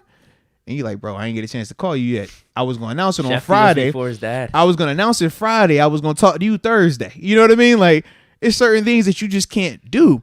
But like I said, that's just Shefty being great at his job. It sucks everywhere else. But if you're, media fans, we love it because we're getting that information ahead of time. But yeah, man, I can understand Brady being pissed off about it and making it, just a day or two later. But I am glad that he did stick with the decision because I do feel like that was the true decision. And making it a move out of spite is one thing if we're talking, oh, I'm going to make a spite tweet because, hey, that tweet takes 2 seconds, you're done. To say you're going to come out of retirement and play a whole football season out of spite, totally different commitment. Yeah. Not just physically, but mentally as well. And then emotionally, we talk about your family, fans, wins and losses, things like that. So I was actually very happy that he did not allow his pride to make him make a decision that he would regret in some point in time over the next 12 months. Because, for Brady, he's a round the clock guy. If he was going to play, it was going to be round the clock preparation for him, man. So yeah, it was surprised though. Especially, I like it though, man. Especially in his mind, he thought he was done. He talked about being satisfied. Once you hit that point, it might be coming back to him a little bit as the months go. But I think as of right now, that would be a tough decision for him to make. Now he might. Who knows? I mean, with the Bucs scenario, even though I just don't see him coming out of retirement once training camp picks up, you get the itch to play again. I just feel like though with him, if you're satisfied, you feel like you're done, that's it. And him bringing up family a lot, too. Something that he's never done before either, right? The indicator he's never done that, to me, man. That I think he is legitimately done. Because for you to come back, you would have to basically say, disregard everything I said about family being most important to me at this time in my life. I'm satisfied with the NFL career. I can move on. They sacrificed so much for me. So, you would be putting that on the back burner. Even fans would love it. Fans would love it. Media would love it. Giselle ain't gonna like that too much. He seems just like a really genuine dude, though. Like, he is really about that. Like, if he's going to do it, he's going to be all about family now. Absolutely, just like man. as he was with football. You said around the clock. Man. Now he's going to be enjoying dad life. Yeah. What does he have? He doesn't have anything to prove either. Winning the one in Tampa was it. Yeah, saying? He could have retired after that. Yeah, the storyline was perfect too. You did it your first year down there. It's like, man, during the pandemic, where off seasons during that season, they weren't even off season workouts, allegedly. Did AB do it to him this year? AB messed up the storybook, man. He took the shirt off on him. Did he do it to him? He was like, man, I can't be doing this anymore. But you know why AB really did it though? Why is that? Because he wanted me to send him this. He was like, yo, Moats, if you don't send me this Bills shirt, if you don't send me a Bills shirt, because he was in New York, he was like, yo, I know it's only one real New York team. He was like, yo, I need you to send me that Bills shirt. I'm like, bro, I got to record with Deke. Deke, I can't be late, so I can't get to the, to the UPS to send it to you. He got upset and was like, all right, if you don't send it by house, I'm going to take my shirt off. Obviously, I was a little late, and we saw how that happened, so that's why I just kept the shirt on. So blame AB as well for that. All right. You make anything about his screenshots? What was it, 3 or 4 things? No Patriots included, no Belichick included? I did see that. But then the Patriots said something, and then he retweeted it, said much love or something like that. Yeah. Part of it, I think, was intentional in terms of him excluding them. I just don't know the reasoning behind it all the way. Because I don't feel like if he was trying to be spiteful, he could have definitely done it in a more spiteful way, or even. I still think he has love for the Patriots. That's what I'm saying. Too. Yeah. It might just be Belichick though. Yeah, I just don't know what the especially purpose. Kraft. Yeah, I don't know enough about the behind the scenes with that, because I know him and Kraft have a good relationship. Him and Belichick are obviously the ones where it's like we don't know. But when you listen to Brady and his man in the arena, do you watch he that? speaks high of him though. Yeah. He speaks high of Belichick, and he's like, yo, obviously when you're with somebody for that long, you're gonna have riffs, you're gonna have disagreements, arguments. But at the same time, you don't last that long without having some type of foundation that says we're here together. You know what I mean? And when you win that much, man, I can assure you it's probably way more better times than the word bad times. So like I said, I just don't know why he left them out. I don't know if he was planning on doing something bigger for them, maybe down the line. I think he's setting up some theater. There are reports out there on Twitter. I think these are just a bunch of like fake accounts though that are coming up with this, but they're getting it's fun anyways, man. Keep it going. It's fun. That he was supposed to go up to New England, I think today, and do some type of ceremony or do some type of announcement with them. I think these were like fake accounts, but I could see that happening. Like, even aside from those being fake reports, sign a one-day deal, retire as a Patriot. Because to me, I think that happens. Like, go up there down the line, maybe even a week, and do your announcement.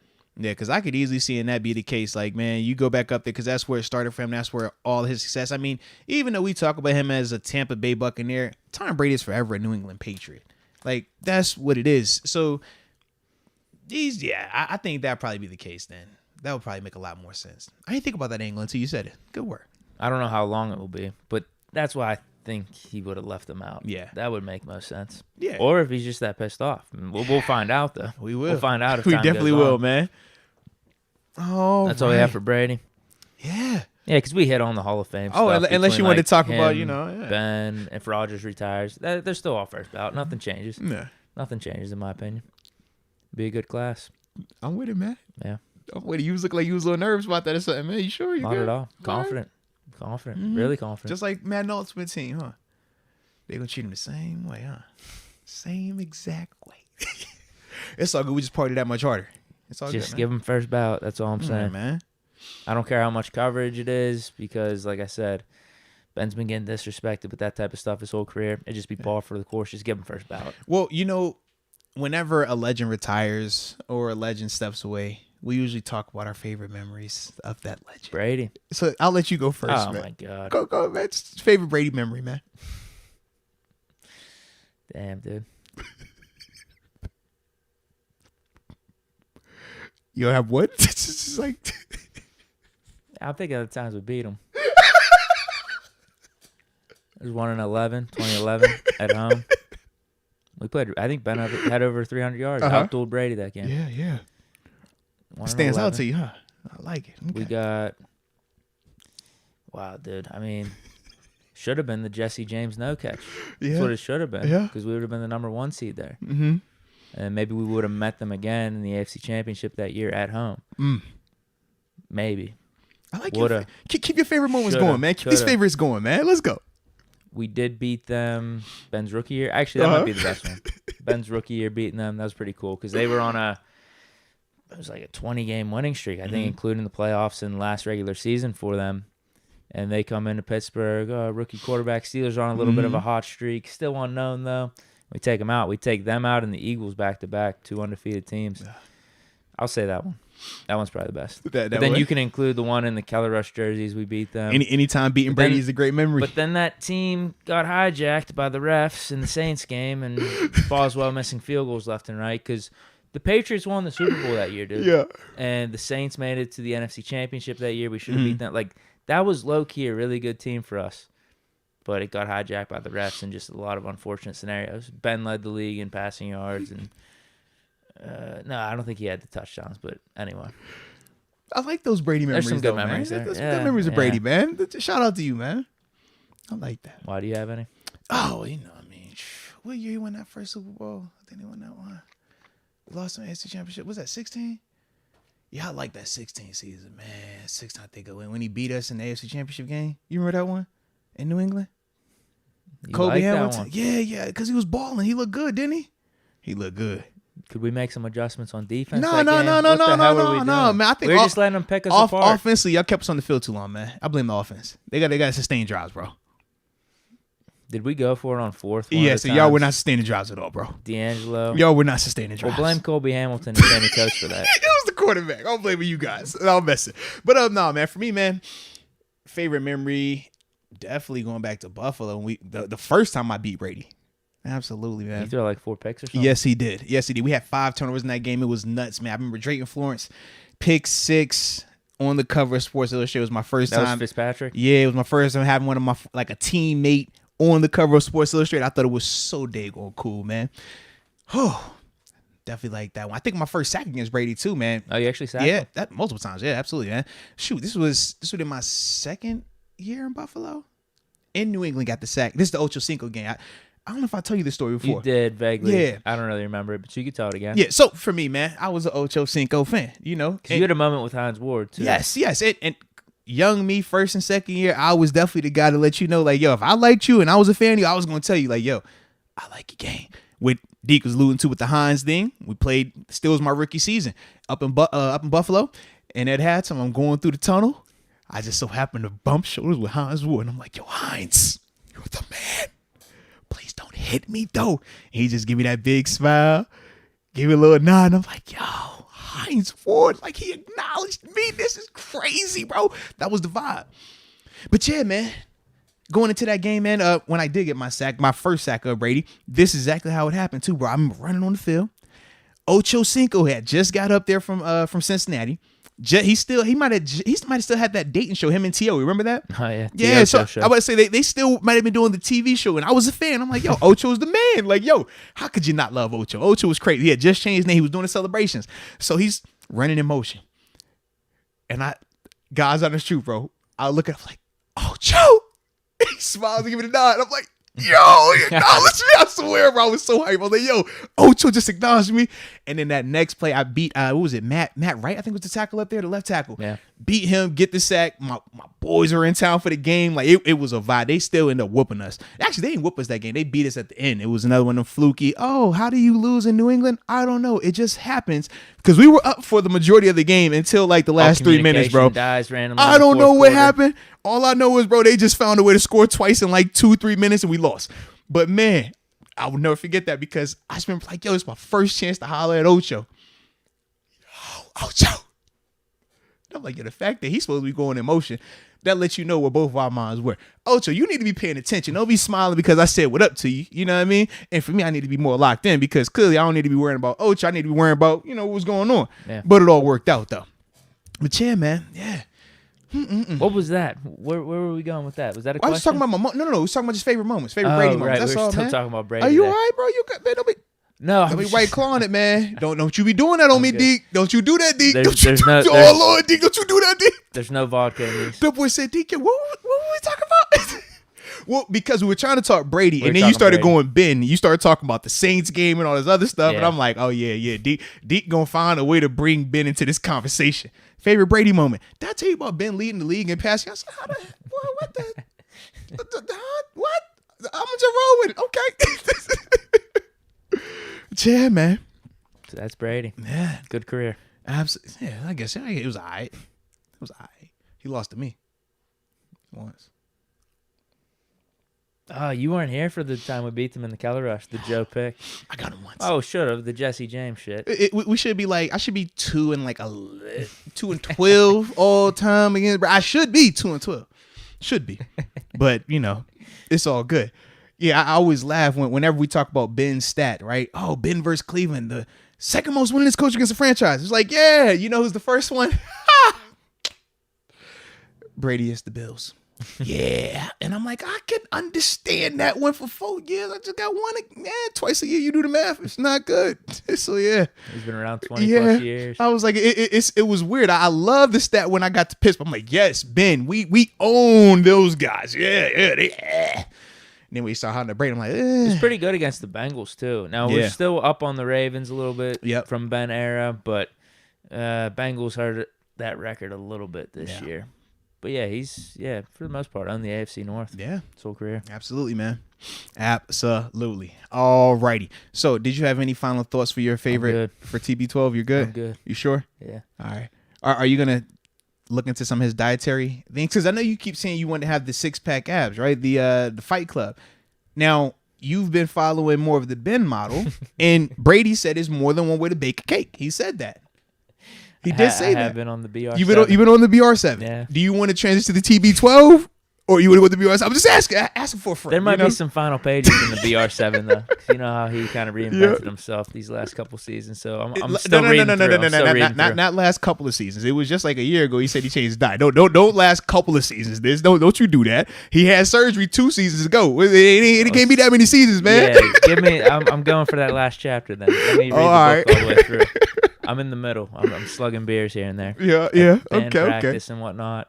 Okay. Yeah, so I'm around the middle. Well, I can't confirm nor deny that there might be a TB12 methods book in this, I know you got establishment somewhere. What you mean you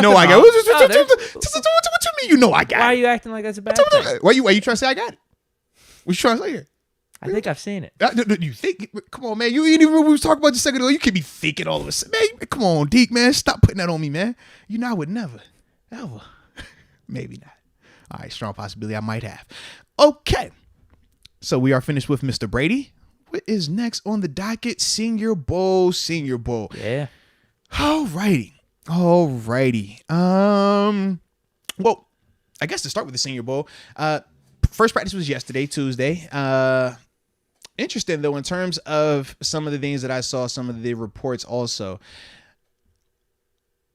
Kenny Pickett, Desmond Ridder, both rolled up on day one, right? Not in the sense of rolled up on? What are you talking about? No, just like somebody fell on, like on the ankle, nothing significant, but in the sense of scary enough, right? That, hey, we got to look into it. We got to talk about it. Like, for me, when I think of Kenny in particular,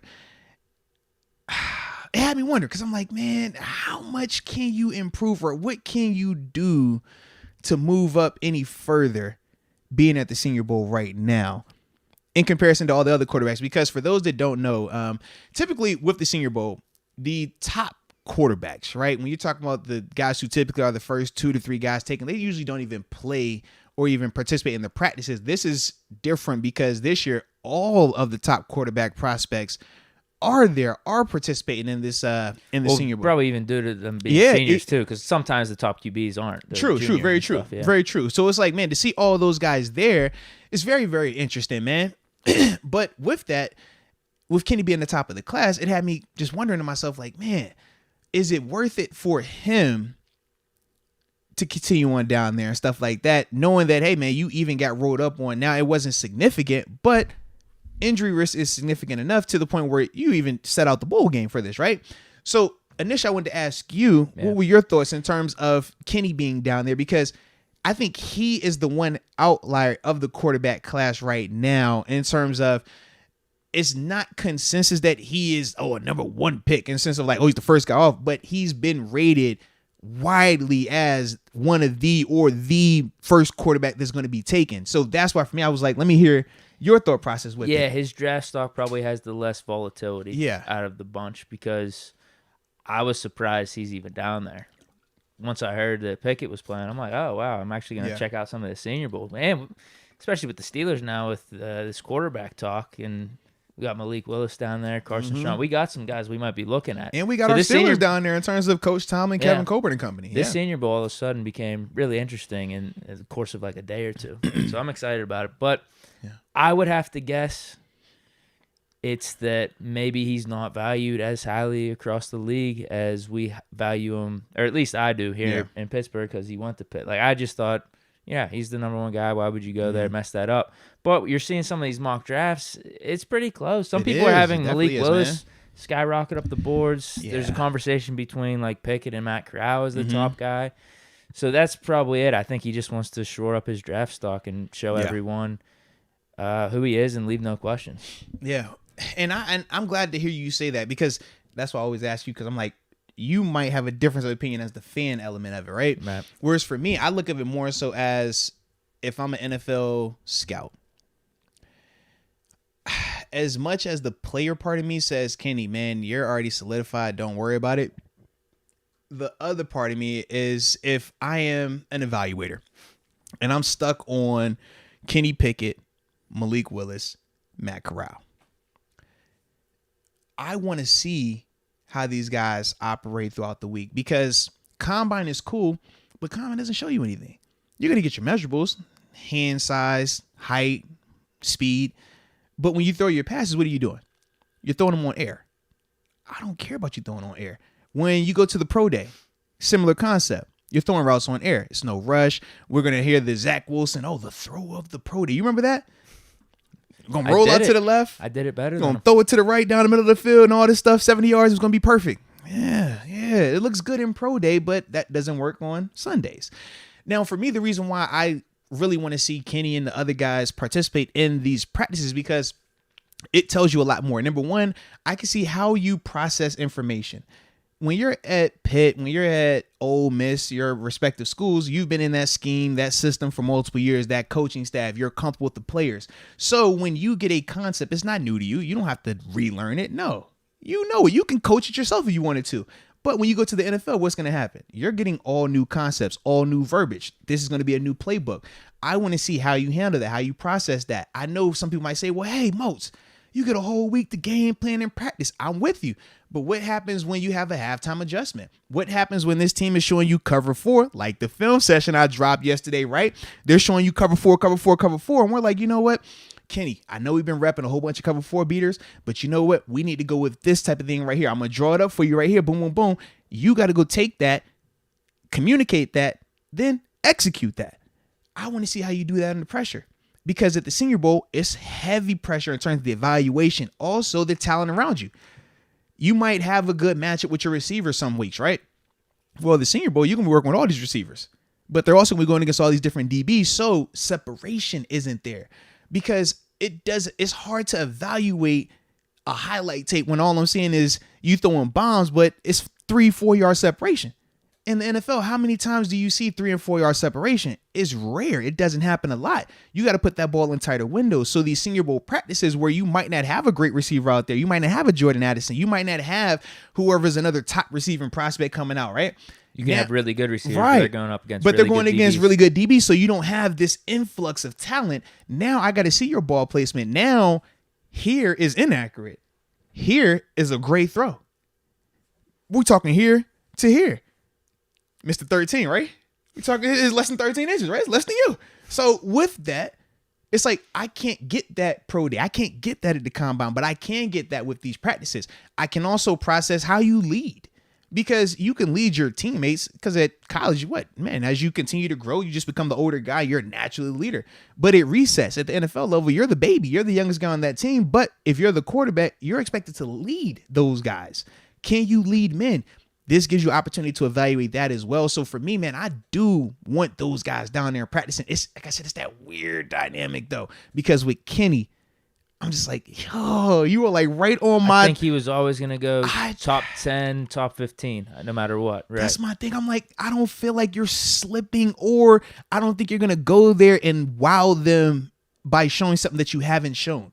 If anything, this hand size stuff's coming up. Yeah, and I guess that was always going to come up with the combine anyway. Well, and the thing is, the biggest reason why people make a big deal about the hand size is cutting the ball, right? When you're talking about throwing in bad weather, people, he played at Pitt. but it's the ACC. We also know college season's in November in terms of those bad weather games. So you're not dealing with the late November, the late December, the January where it's windy, where it's rainy and stuff like that. But with smaller hands, typically you don't have as much grip, so you don't have as much control, as much accuracy. So your spiral isn't as tight. When you're talking about ball placement, you're talking about going from the right hash to the deep 15-yard out opposite field, right? You got to be able to grip that thing. You got to be able to let it rip. So that's why they bring it up. Now, I know people bring up Joe Burrow and Patrick Mahomes as two highlights, but it's only two. It's a lot longer of a list of people with smaller hands that typically struggle, very similar to undersized quarterbacks, right? Guys that are around 6 foot. Drew Brees is a great example of a guy who did it well, but It's not a lot of those guys. That's the problem. It's like, man, we're running out of numbers already. So Kyler. He's still proving it. Right. He ain't proved it yet. He's still proving it. So far, he's a successful quarterback. So far, so good, but he's still proving it. That's all I'm saying. And you can see how hard he has to work also. That's all. You know what I mean? To your point, there's not too many, but it can be done. It can be done. It can be, yes. But in terms of, it's kind of like looking for a Hall of Fame or a franchise quarterback. Yeah, you can get a franchise quarterback. We know it's only, 7 of them dudes every year? So you better find, if you don't have that, you better find another way to get it done. So if you're Kenny and you have small hands, we know the alternatives. Get your gloves. You can deflate some of the football a little bit. I know that's like a hot word, but it's like people have been doing it. That's why we laughed when people got all worked up. Oh, I can't believe Brady can deflate games. Like, bro, I can deflate any football you want and give it to you. You ain't doing none of that. And not to mention, LeGarrette Blount ran for like 300 yards on him in that game anyways. But I digress. But you have alternatives to it at the end of the day. I remember Bettis came out. I think it was Bettis. I don't want to misrepresent him, but someone came out and said, "Man, you see this football deflated? I ain't fumbling this thing." Him not fumbling with the deflated football versus just the normal. Right. That is a big effect. It's not like that, man. Kind of heard what he was saying at the time. I'm sure you did. I'm sure you. And now you're hearing the reverse of it. Now you're like, you know what? Nah, man, it ain't that serious. You could take a little bit off for Kenny, just a little bit, just for Kenny though, just for Kenny. If he's on the Steelers. Yeah, man. But that's definitely my thought process with those guys. Like, I don't feel like it's a end all be all if their hands don't measure. Because I think 9 is like the barometer, right? You want to be above 9. Anything above that. And I think where Kenny's going to be 8 and like 3/4 or something. It's supposed to be like 8 or something, right? So I don't think that's that significant. Like I said, you can do the gloves. You could be fine with that. Well, it's not stupid in the sense of if 9 is like you're on E. And now you're talking about, we go to 8.5. It's like, well, you can't get to 8.5. You're already on E. That's what they're saying. Yeah. What's coming out about his hands being like double jointed too? Now he's like trying he to said his thumb. He's like, yeah, I got to get my thumb or something double. I'm like, yo, it's not that serious. For me, if you're Kenny Pickett, I'm telling him, bro, if you're a glove thrower, put the glove on. I do not care what people may say or not say about you. Teddy Bridgewater was a prime example. He wore gloves his whole college time, right? When he was excelling, he looked good. He gets to the pro day. He's like, I don't want to wear gloves. He looks terrible at the pro day. You're like, why'd you do that? Well, I didn't want to wear the gloves because, you're not supposed to wear gloves as a quarterback. Now you watch. It was like, bro, put them gloves on. You're a better quarterback with the gloves. I do not care if Kenny Pickett has to wear 2 gloves or not. If that's what it takes for him to look good and be a sufficient QB1, man, I'm all for it.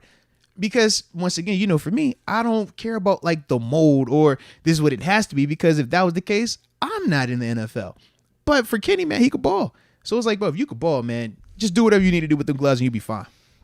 What'd you think of his comments? Dreamed to be playing in Pittsburgh. Matt Canada recruited him. I mean, it was sounding real storybook. That's all I'm gonna say. It was sounding real match made in heaven type. Yeah. That's why I laughed at the one comment. It was like, Kenny Pickett looks like his stock's increasing on coming to Pittsburgh. It's like, dude, based off this comment, that doesn't change anything. Absolutely, man. We're still at 20. I mean, he would still have to drop, and we have to like him more than some of these other guys. And one of them's Malik Willis. Well, seems like we're meeting with him a lot. Yeah, he's the one that I wanted to talk about as well. I tell you, I've been starting to do my research more and more. So Malik Willis was the guy that him and Sam Howell were my 2 for today. Oh, excuse me. Malik Willis, Sam Howell, and Carson Strong were my 3 for today.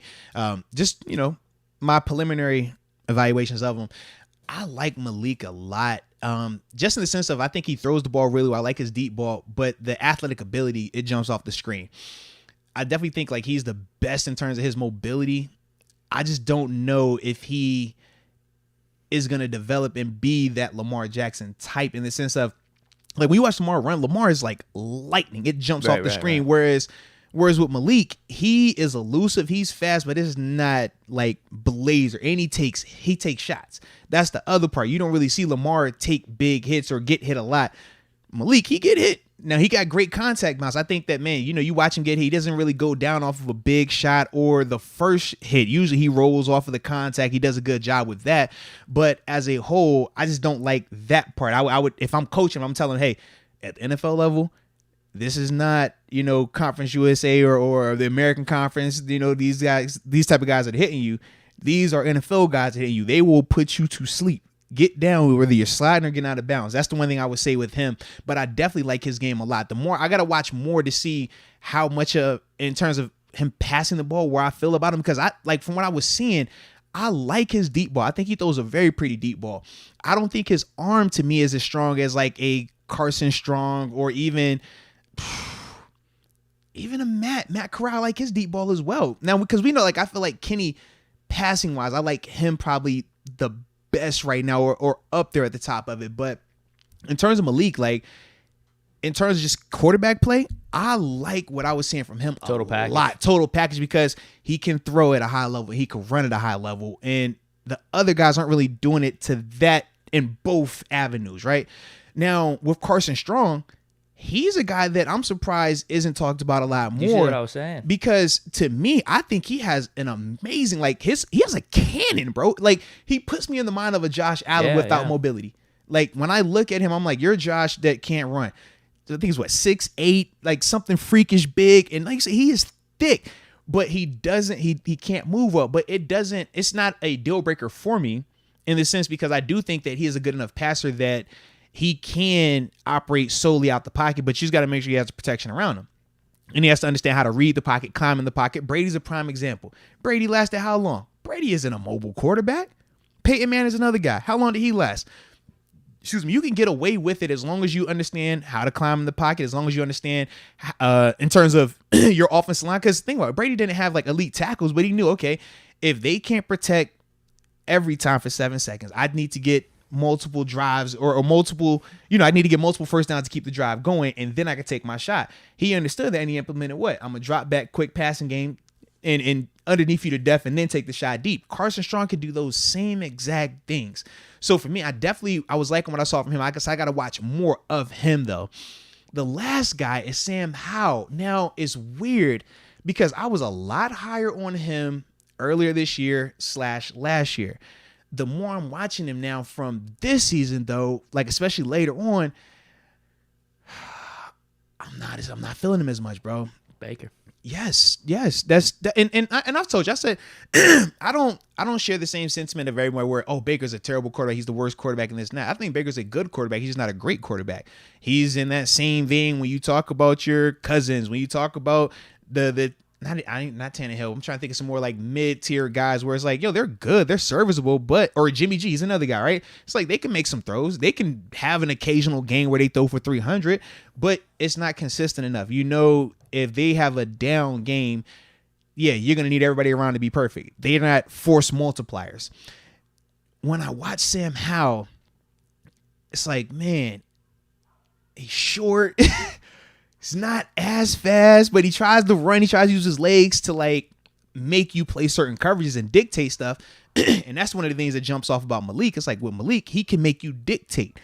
You play them zone, them man-to-mans or them zero blitzes, man. A lot of his tape is, okay, I will pull it and hit you for 50. Sam tries to do that, but Sam ain't got that in him. You know what I mean? Sam, he get the running around. I'm like, bro, this in the NFL, we're catching that. You know what I mean? That worked in the ACC. That's not working on Sundays. So that's my issue with him. I'm you're undersized, and if you're undersized, you need to be a Drew Brees level passer. And that's the thing we thought with Baker. It's okay, if Baker's undersized, can he throw to the level of a Drew? At times it looked like it, but then as a whole, as a sample size grew, we're he can't do that consistently enough. And that's ultimately how I feel about Sam. I feel with him, man, he just can't do it consistently enough as a passer. When I look at his deep ball, at times I'm that's predetermined. You're not really dropping back, reading this and airing it out. You're just fake the zone and I'm just toss it up. Now, when your guy has separation, it's great. But when your guy doesn't and it's predetermined, it's a pick. That's, for me, I'm I don't like that. So, yeah. That's my initial. So, yeah. All right. Does any of your initial analysis make you start thinking about a QB? Because I know we talked about it last 2 or 3 weeks, saying you know what, quarterback might not be the route to go this year. For me, like I said, and I'm still going to be diving into it even more, but... Are you more intrigued, at least? I'm definitely more intrigued with Malik right now, solely because we said with Kenny, I don't think Kenny is available in the back end of that first round. I don't. So that's why I'm not even mentioning him in this. Malik could go like top 10, top 15. And he could also go out the first round. Right. So for me, when we start talking risk reward or... So it's like him, Carson Strong, maybe Matt Corral in that area. So for me, like with Malik, based on the Matt Canada offense, I think of all the quarterbacks, he is the best fit right now. I think of all the quarterbacks, I like his upside a lot just because he has that dual threat ability. Like I said, I have to watch more of him to see how high a level of a passer he truly is or could become. Because, hey, man, Lamar, he's developed. Josh Allen, he's developed. They've improved, but you can still see framework of like, okay, he has that part. All right, he does have this part.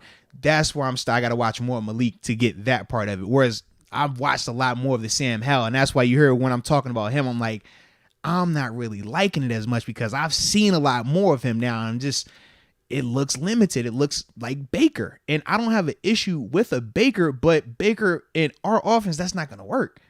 No. And that's the problem. You know what I mean? Todd McShay's been loving Malik Willis. Yeah. Like he's kind of off my radar, but I told you you could talk me into any one of these quarterbacks, whether it's free agency through trade right now.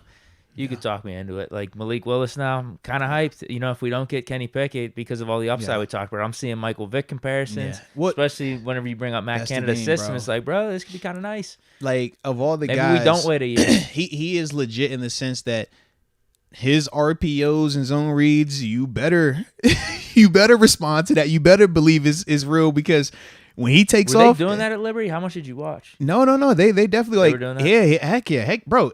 There's clips from him at Liberty, man, where he's like, all right, pull that thing, hit you for 30 down the right or down the left sideline for a touchdown. I'd have seen this dude, man. It's clearly zero coverage. It's gonna get a blitz. Most of the time, when you talk about Ben, you talk about Mahomes, Brady, those guys for zero blitz, what are they doing? They drop back, and they go air it over top. Yo, this dude literally said, okay, 1001, 1002, and hit him down the center for 50. I said, oh, that's different. That's big time different. Because now it's one thing to be elusive and you can make a guy miss. It's one thing if, you can get the straight line speed, but you don't have the lateral. But when you start talking about, you can make a guy miss, you have the contact balance, but you still got the speed to take that thing 40, 50 yards, that is super intriguing to me because that's the element of the NFL that the teams that have those type of guys, you can see the bond it puts you in. It really will make you have to play certain coverages. Now, like I said, I have to keep going and watching more tape on him to see how legitimate game in and game out it can be in the sense of, hey, you can't play a lot of man-to-man against him. Because if he can throw consistently enough to where he eats up zones, because Lamar's to the point now, he'll eat up a zone. He's been doing good. Absolutely. Yeah. And that's what is making his growth and his development. Josh Allen's another guy. That's what makes him so tough right now. It's like, you can't just say, I'm going to play zone and make him beat us with his arm. Because they've shown that, they can pick you apart in these zones. I got to see more of Malik to see if he can do that, to even if not to that level as a rookie, but if that's in that framework, you know what I mean? Because if that is, then I like him a lot. Do we both agree the small school thing, overblown, not really something to worry about? It's legitimate in the sense. There's so many good quarterbacks though that come out of small schools or unknown schools. But it's a lot easier to make a mistake on a big school guy than it is to make a mistake on a small school guy. You make a mistake on a small school guy, you don't get a lot of those. We absolutely. That, right? Your job is more on the line. Yeah, that's just the nature of it. So you have to evaluate those smaller school guys a lot more. That's why even me talking about Malik, it's like, man, if Malik played at Alabama, I don't have to get up here and talk. Oh, I like this, but I need to check this before I make this. Everything. You know what I mean? Yeah. Whereas if you're at Alabama, it's like, oh, no, he's just nice. Why is that? Because he's just nice. You know what I mean? Like, it's just a different part of it right there. So that's the only thing with Malik, very similar with Carson. With Carson Strong, I'm like, I like your arm. I like your accuracy. But is it because you played at Nevada and I'm watching you play against, was it Boise State and stuff like that? Like, that's the part. But then I also realized that, hey, you're not out here in Nevada with Alabama receivers. You got Nevada level receivers. So it's still, the talent is there. So that's for me why I'm like, I'm not, it's not an end all be all for me, but I do look at those guys a lot harder because of that. Okay. So, yeah. I got what you're saying. Yeah, because you see Josh Allen, like even Wentz, as much as we would say his career's been a good disappointment. Yeah, I think we could say that was a pretty fair pick. Absolutely. Tony Romo coming out of nowhere. Yes. Who else can I name? I don't know, but you get my point. There's 1,000% I get you. There's countless really good quarterbacks from schools that are either bottom of the rung in the bigger conferences, like smaller SEC schools, or I can't say smaller SEC schools, but the ones that aren't as good traditionally. Yeah. Good quarterbacks come out of there. No, without a doubt. All different types of places. Without a doubt. So yeah, man, that's kind of where I'm at right now. But I know they just wrapped up the second Senior Bowl practice today, so obviously we'll check that out as well, man, and see who's looking good. I'm excited for the game. Actually, I'm actually gonna watch that one. Yeah? That's more exciting than the Pro Bowl for sure. Oh, without a doubt, it'll be more exciting. Heck, we get to see six quarterbacks. Yeah, like for me, man, like I said, I'm enjoying just this practice vibe right now, man. Seeing these dudes, because like the game is gonna be fun in terms of seeing them have to operate and when it really, really matters. But I like the drill work that I get to watch in terms of, all right, if they're doing one-on-one receiving routes, well, I'm gonna get to see this guy throw 10 one-on-one routes, not 10 passes, but 3 of them are in zone. One's a man. It's all over the internet, bro. Internet, NFL Network, like, because I catch them on NFL Network usually when they're happening live. But yeah, you just got to keep going through and back channel stuff like that. But might need to grab the tapes myself. Yeah, absolutely, man. But it's a vibe though, man. It's a vibe. But that's for us junkies like that, man. I'm addicted to the game. I can't help myself. You want me to read some of these chats? Yeah, man. What you got over there, man? Tate boys, I think I'm good.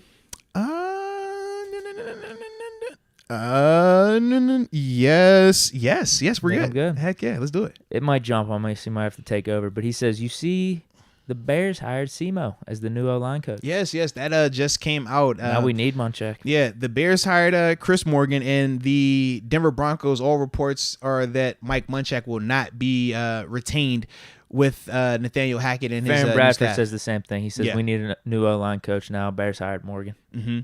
Yeah, this is something that we talked about. This was it Monday? I think it was. Yeah. We talked about it, man. If Munchak, if he's interested in coming back, why not? Yeah, definitely bring him on. I don't think it was any bad blood when he left. Obviously, with Chris Morgan leaving now, that 100% opens up the door, because obviously with Adrian Clem, when he left, Chris Morgan was the intern offensive line coach, so we just didn't know that dynamic. But yeah, we're all for that. Absolutely, we are. Wonder why. What the Broncos were seeing so much in Simo. What you mean? What, 2-3 game sample size is the main O-line coach? No. He's been around though. You're Absolutely. right. He's already he's taking team Super Bowl. Come on, man. Yeah, he was their O-line coach. Yes, right? Yes. He was very, very. That's why I was. Why was he our backup? That was what everybody was talking about initially, Really? Because it was like you promote from within with Adrian Clem, and it was like, well, we get that, but then you bring in an assistant who's more qualified than the guy. Yeah. And that's why when we talked about it on Monday, we're like, yo, would you bring him back? And I was like, well, I would. Yeah, I'm not But opposed. At the same time, like, if Chris Morgan was still here, I'm not getting out of him either, because like I know like he's a decorated coach as well. Like, he's a good offensive line coach. So yeah. But now that Chris is out the picture, if Mike Munchak is interested, but I want to know how this dynamic works, because he left to be with his family in Denver. Just because he doesn't have the job anymore, does the family no longer live in Denver? Well, you said that was years ago, so maybe. Yeah, you're right. Situation. It's been like 3 years, right? It's 3 years. So that's the part for me where I'm just like, where are they at right now? They can move back to the Steel City. That's what I'm trying to figure out. Jesus Pacheco. Steelers seem to like Willis a lot. That's what I've been seeing too. Meeting with him, meeting with his family. Yeah. Listen, dude. You saw the pictures, man. I'm for it. The coach team was down that thing too, baby. I'm for it. Last week I was like, nah, no quarterback, but all of a sudden, this combine process got me thinking otherwise. It'll do it to you, man. Kenny Pickett falls. You know what? Why not? Little good story. Malik Willis. They're saying the next Mike Vick. That's what they saying, man. Come on, dude. That could be nice for us. I don't know why they putting that on that man though, bro. We could take Malik Willis. Forget Bryce Young and the quarterbacks next year. We'll just take Malik Willis now. To put Vick on Willis. Oh, I mean. I get it. What about this? What about this one? Hold on. How about All this right. one? How about this combo? Because he is like a little bit thicker of a body type. All right. 6'1", has a good arm, can scramble. Combination of Vic and Russell Wilson. I ain't going there. I ain't gonna lie, bro. Malik Willis low-key remind me of like a better version of Marcus Vic, bro. Like how he's built. That's what it reminds me of, right? Yeah. That's an OG blast from the past right there. But anybody that remembered Marcus Vic when he was playing quarterback before he, started getting all wild, that's what he remind me of, man. It was like, yo, like thick, not as fast as Vic, but good contact balance, still was fast enough, could throw good enough. Like when I watch Malik, I'm like, yeah, you run really well. You can throw the ball well. I don't know if you're elite passing. I don't know if you're elite running because compared to Vic, you're not. Compared to Lamar Jackson, you're not. But I think that, because I'm trying to think who I like better as a runner, Malik Willis or Josh Allen. I guess you got to just go Allen because he's NFL. Yeah, he's doing it in the league, yeah. Coming out though, college, that's what I'm saying. Yeah, what would you be thinking? Probably Willis. That's what I'm saying. Like is like with Josh, it's hard because obviously he's doing it on Sundays. But yeah, coming out of college, I ain't feel like Josh is gonna be doing it like how he's doing it either. You know what I mean? And that's why I'm wondering, like, well, Malik, could you develop that as well? You know what I mean? Like, is that what's in your repertoire? Because obviously with better competition, you're gonna have to play harder. You're gonna have to tap into your bag a little bit more. I know for Josh, that's why he started to do some of the stuff that we're seeing with him. He had to tap into that bag. Yo, everybody got to do it to survive at the NFL level. You got to keep advancing and improving your game. So is that something? He could develop it, but I'm starting to think QB now. I just am. I might be onto something with my Russ and Vic comparison too. Because he could take the beat, right? Because his body type, he could take the hits. The biggest reason why I don't throw Russ is because like I feel like Russ is such a clever guy in the pocket, and also Russ, he's not looking to run nowhere near as much as like I feel like with Malik, he don't care. He will pull that thing and go. Whereas I feel like with Russ definitely combined is trying with Vic, that's what I'm saying. The combo, you get the combo. Though. Huh? Bro, they so different. Imagine Vic and Russ together, like. That's maybe Malik Willis. No, man, I wish. We can't pass on him then. We can't if this is the case. Hey, bro. I wish I could combine that. That's ooh. He said Russ and Vic. I might be for Willis here, man. I'm getting amped up. I'll tell you though, bro. Like, go back and watch some old school like Marcus Vic highlights, and then go watch your Malik Willis. Okay. And tell me what you think, bro. Okay. Like, as soon as I watch that, I promise, I'm just like, yo, why does this dude remind me of him, man? Yeah. Darren Dalton. Why aren't we talking about the fact that Washington thought it was a good idea to go from the Skins to a name that slaughtered Native Americans? SMH. They oh, man. Commanders? All right, so Commanders, are they saying like, oh, the president? Well, no, just in the sense of like what are they army, saying? military, right? That's the commander of the troop. John Smith, right? John Smith wasn't a regular. He was a commander or a Captain John Roth. You know how whatever names y'all wanted to give him. You know how that goes. But yeah, man, we actually didn't even have that on the docket. I totally forgot. Yeah. Not gonna lie, their jerseys are kind of sick. I think they should have just stuck with Washington football team. I'm not gonna lie, I haven't even checked out any of it all the way just yet because the Flores stuff. When that job, I'm like, dang, now I gotta research and get all this stuff square. But yeah, they did drop a new name, the Washington Commanders though. Except kept the same colorway. Yeah, kept the same. Yeah, colorway. You have to do that. Yeah, definitely did that. I guarantee in 5 years, it's how any of these nicknames go. Seattle Kraken sound really stupid. Now it's like, okay, it's the Kraken. Normal. Yeah, it's the Kraken. New Orleans Pelicans, same thing. Oh, that was stupid at the time. I hated the Pelicans. That one might still be stupid. Oh, I hated that name.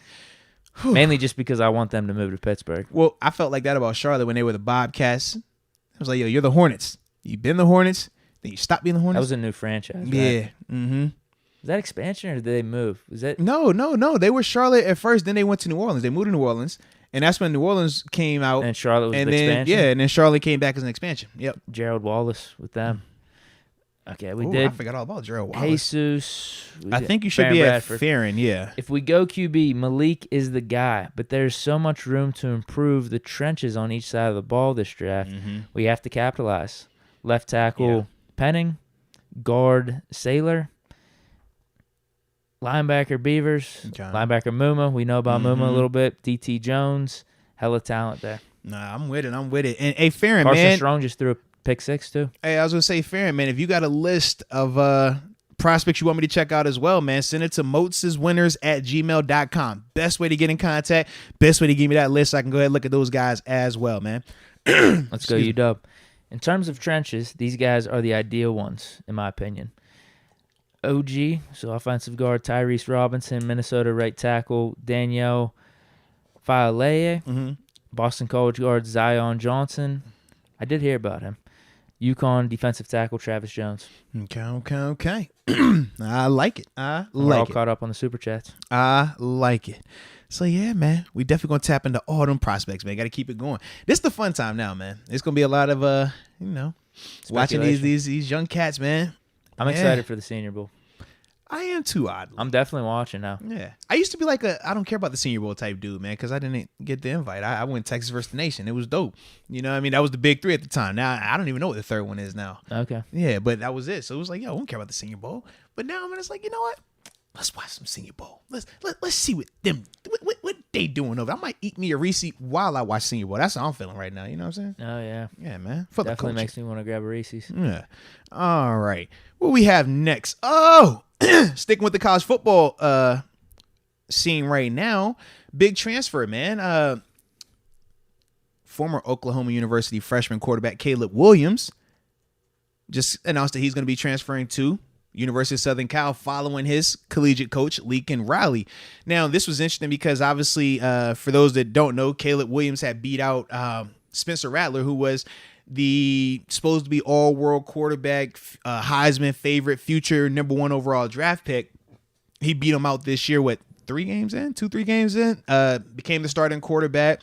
And, yeah, kept the reins, man. Has some really impressive plays. Obviously, he's a guy that could be on our radar down the line. And that's obviously why we got to keep talking about these type of guys like him, man. But initially, man, I guess my thought, I kind of like the move for him. In the sense that, man, not? Yeah, it's like, yo, you had the most success you had when you were with Lincoln at OU. You know, you beat out Spencer, and obviously Lincoln took the job at USC. If you know his system, you trust him as a coach, and he's a pretty good coach. He happens to be the quarterback whisperer. If you think about how many guys he gets, as number 1 overall draft picks and stuff like that, it makes a lot of sense to me, man. They also added a receiver, Mario Williams. I don't know where he's from, but I'm checking out the depth chart right now. He should be the starter because both of the quarterbacks right? out of USC already transferred, right? We got the one that came to Pitt, and then I thought, where did the other? Wasn't another guy I thought was leaving too? So they have right on the roster right now Caleb Williams at 1. This is like a USC fan site. Correct. They have Caleb Williams 1, so they're assuming he's going to be a starter. Miller Moss. I'm sorry, I was going to say Miller Moses, but then Mo Hassan as the second and third guys. Okay. Yeah, it makes complete sense. Yeah. If you're going to be going anywhere, why not go to the place where you have a QB, like you said, QB whisperer potentially in Lincoln Riley? I mean, you think about Baker Mayfield and Kyler Murray, Heisman back to back. Who are you forgetting in between? And first overall picks. What about your boy?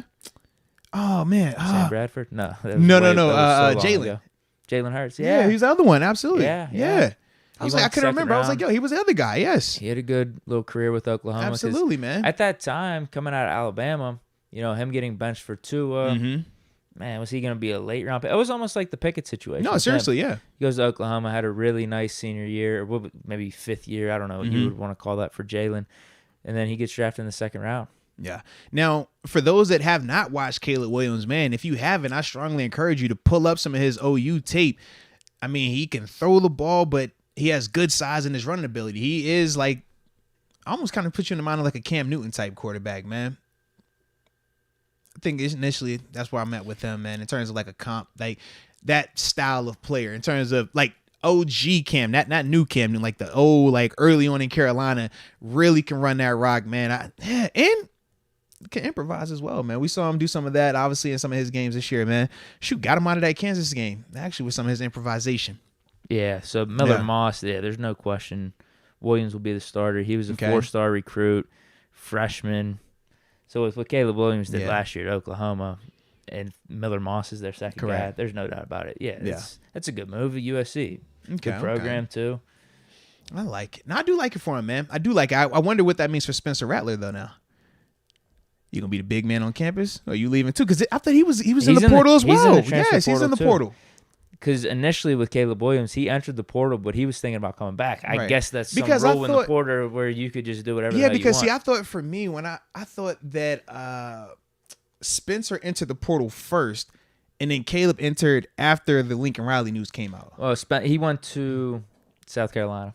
Oh, you're right, Gamecocks. Yeah, I completely forgot about that. He's been kind of out of my mind outside of those mock drafts that are popping up that have him in the top 15. Mm-hmm. He's got to do well with South Carolina, though. That's the only way. Yeah. I could dig it, man. He definitely disappointed this year. Definitely. Yeah. It's going to be interesting, though, to follow those two dudes, man, to see how their trajectories go these next, year, 2 years as well, man. You want to make a bet on it? Who has the better next year? I'd say Williams probably because, he's got Lincoln Riley. That part I agree with. The other part, though, I wonder for Spencer. Probably some lesser competition, too, out in the Pac-12 going against those defenses. But see, for me, I think of Spencer, and I say to myself, well, now you don't have any expectations again. Now it's back lowered on you when you don't have that pressure. You're going to South Carolina. Not that you're going to Alabama either, where it's like, oh, you have to be perfect and win. He's probably an upgrade from what they have. They're probably excited about him. I could easily see a scenario where he cooks at South Carolina because he doesn't have any pressure. But at the same time, the decision-making was his issue. It wasn't necessarily a talent thing. And that's for both of the guys, Caleb Williams and Spencer Rattler. Caleb has all the intangibles. Caleb can throw the ball. He can run the ball. He has the size as well. But he made better decisions. The reason why Spencer got benched, it wasn't that Spencer couldn't throw the ball or he couldn't run the ball. It was just his decision-making was horrible. It was like he was forcing it, trying to win the Heisman and be the number 1 draft pick all on one play. And that's typically not how it works. But that's what I felt watching a Spencer, whereas now I'm like, you're not going to necessarily have to do that because people are downing you. They're not going to talk about you in that same capacity anymore. So that could just alleviate him and allow him to just free flow and play. Whereas when you talk about Caleb, the expectations, they just went up even higher because you went back to your guy. This is the guy that we know you had success with. So now we're expecting bare minimum what you did at OU, but this is also USC. More eyes on you. We also feel like, hey, man, you're going to be talked about as a top prospect all of a sudden, as a Heisman candidate all of a sudden. Like, it's just different because that's what Spencer dealt with all offseason. And we saw early on, he forced. It got to him. That's what I want to see with Caleb, how he responds to that, though. Yeah.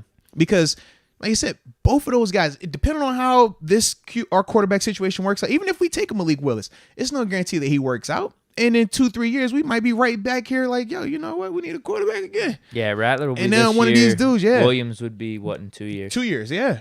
So it's you like him as a pro prospect, though, right now? Which one? Rattler or Williams? Rattler, he's up in the air right now. But yeah, Rattler, if his decision-making was better, I like him. Caleb has a ton of intangibles. I have to watch more of him, though. I will be honest. We got to watch more up against too. Yeah, that's my thing because it's like I do think he has a lot of things that you like about a quarterback, especially the newer versions of quarterbacks. Like, man, when he takes off the run, like it looks legit. Like he can go to the crib. Some of the things we talk about with Malik, he can do those same things. I just need to see, like, all right, yeah, that was need to see more of it. Too. Yeah, it was freshman year. Not a lot of tape on you. And the expectations. It's a lot easier to play well when the expectations are down. The Kevin Love example, right? Kevin Love in Minnesota, 2020 player, dominant, all-star. You put him out there with the Cleveland Cavaliers, and it got deep into that thing. Anxiety. I think you gotta give him props, get them shot. No, he did what he's supposed to do. I salute him because he got my dog that ring. But it's like he ain't look like 20 Kevin Love. He slimmed down. Too. He wants. That's what. Okay, whatever. Stayed fat. Listen, whatever comfort we gotta find. All I know is he want a 2020 guy anymore.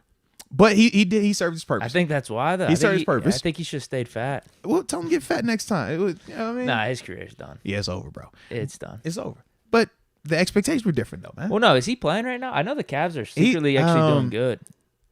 He's still on the team. Yeah. I just don't know if he's like injured right now. Back. Yeah, I don't know if he's injured, though. He's always injured. That's what I was saying. I don't know if he's currently injured. The Cavs are low-key, I think, like the 4th or 5th seed in the Eastern Conference right now. Yeah.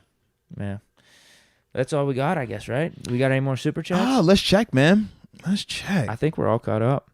Did we have another topic, or was that the one we were No, that should have been the last one right there, man. Yeah. Yeah. Nope, double, triple check. I could see yeah, we're good, man. What some of the non-super chats are saying right here. Yeah, see what they talking about, man. Okay. Iron Fist says, I'll take Mitch Trubisky over Mason on a cheap deal any day. Got some more Mason talk. Mason's not developing or winning. That's from Maxo from the 402. We need the OC from Cam's MVP season. All of his receivers were wide open. That was from Donald Copeland. I don't know who the Who OC was the was. OC then? I have no clue. No clue. Actually, I'm trying to think. No. I'll look it up real quick. Why not? Carolina, 2015. Yeah, because it wasn't Dable. It was Dorsey. No, Dorsey was the QB coach down there. Never mind. You ready for the answer? Take a guess. Take your final guess. Yeah, I have zero. You're not clue. going to guess it. Yeah, I have zero clue, bro. Mike Shula. Whoa, okay. I don't even know who that is. Wow. Is that Don Shula's like? It sounds I don't know too many Shulas, right? Yeah. I have no clue. But yeah, that's about all we got here, I think. I'm not seeing too much else in the chat. We're seeing Jake Malacio bringing Flores. Prep for the next head coach, or next H. That's what I think he means. You say that? I think Tomlin sticks around as long as he wants, pretty much. I don't think we're necessarily bringing in any successors. Tomlin could probably go for another 10. As long as he's got to stay successful. That's all. I was gonna say because Tom is what 40? What? I think he's what 44, something like that. No, older, probably 50, probably close. No, he's not 50. He's definitely not 50. Late bro. 40s. 46. I don't think he's older. You want to make another guess on that? All right, let's try. I'm saying 46. What you say? We want to say the over under at 47. Then, yeah. If you're gonna say 46, I'll take the over. I'll say he's like 48.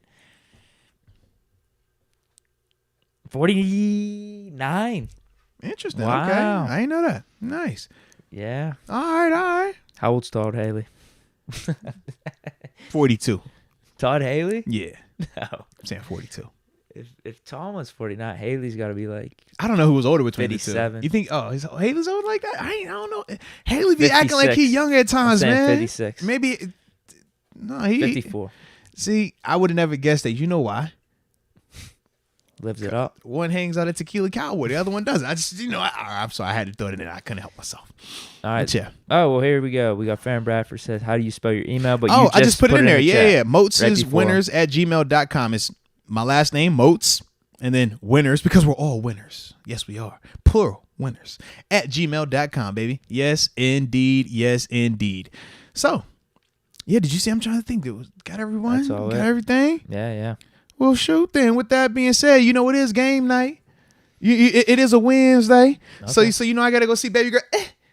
Play some defense. Chase after the ball. All right. So with that being said, man, ladies and gentlemen, hope you all have enjoyed your day. Shout out to everybody that was with us for this show. It's been a blast. And as always, until next time, baby. Peace.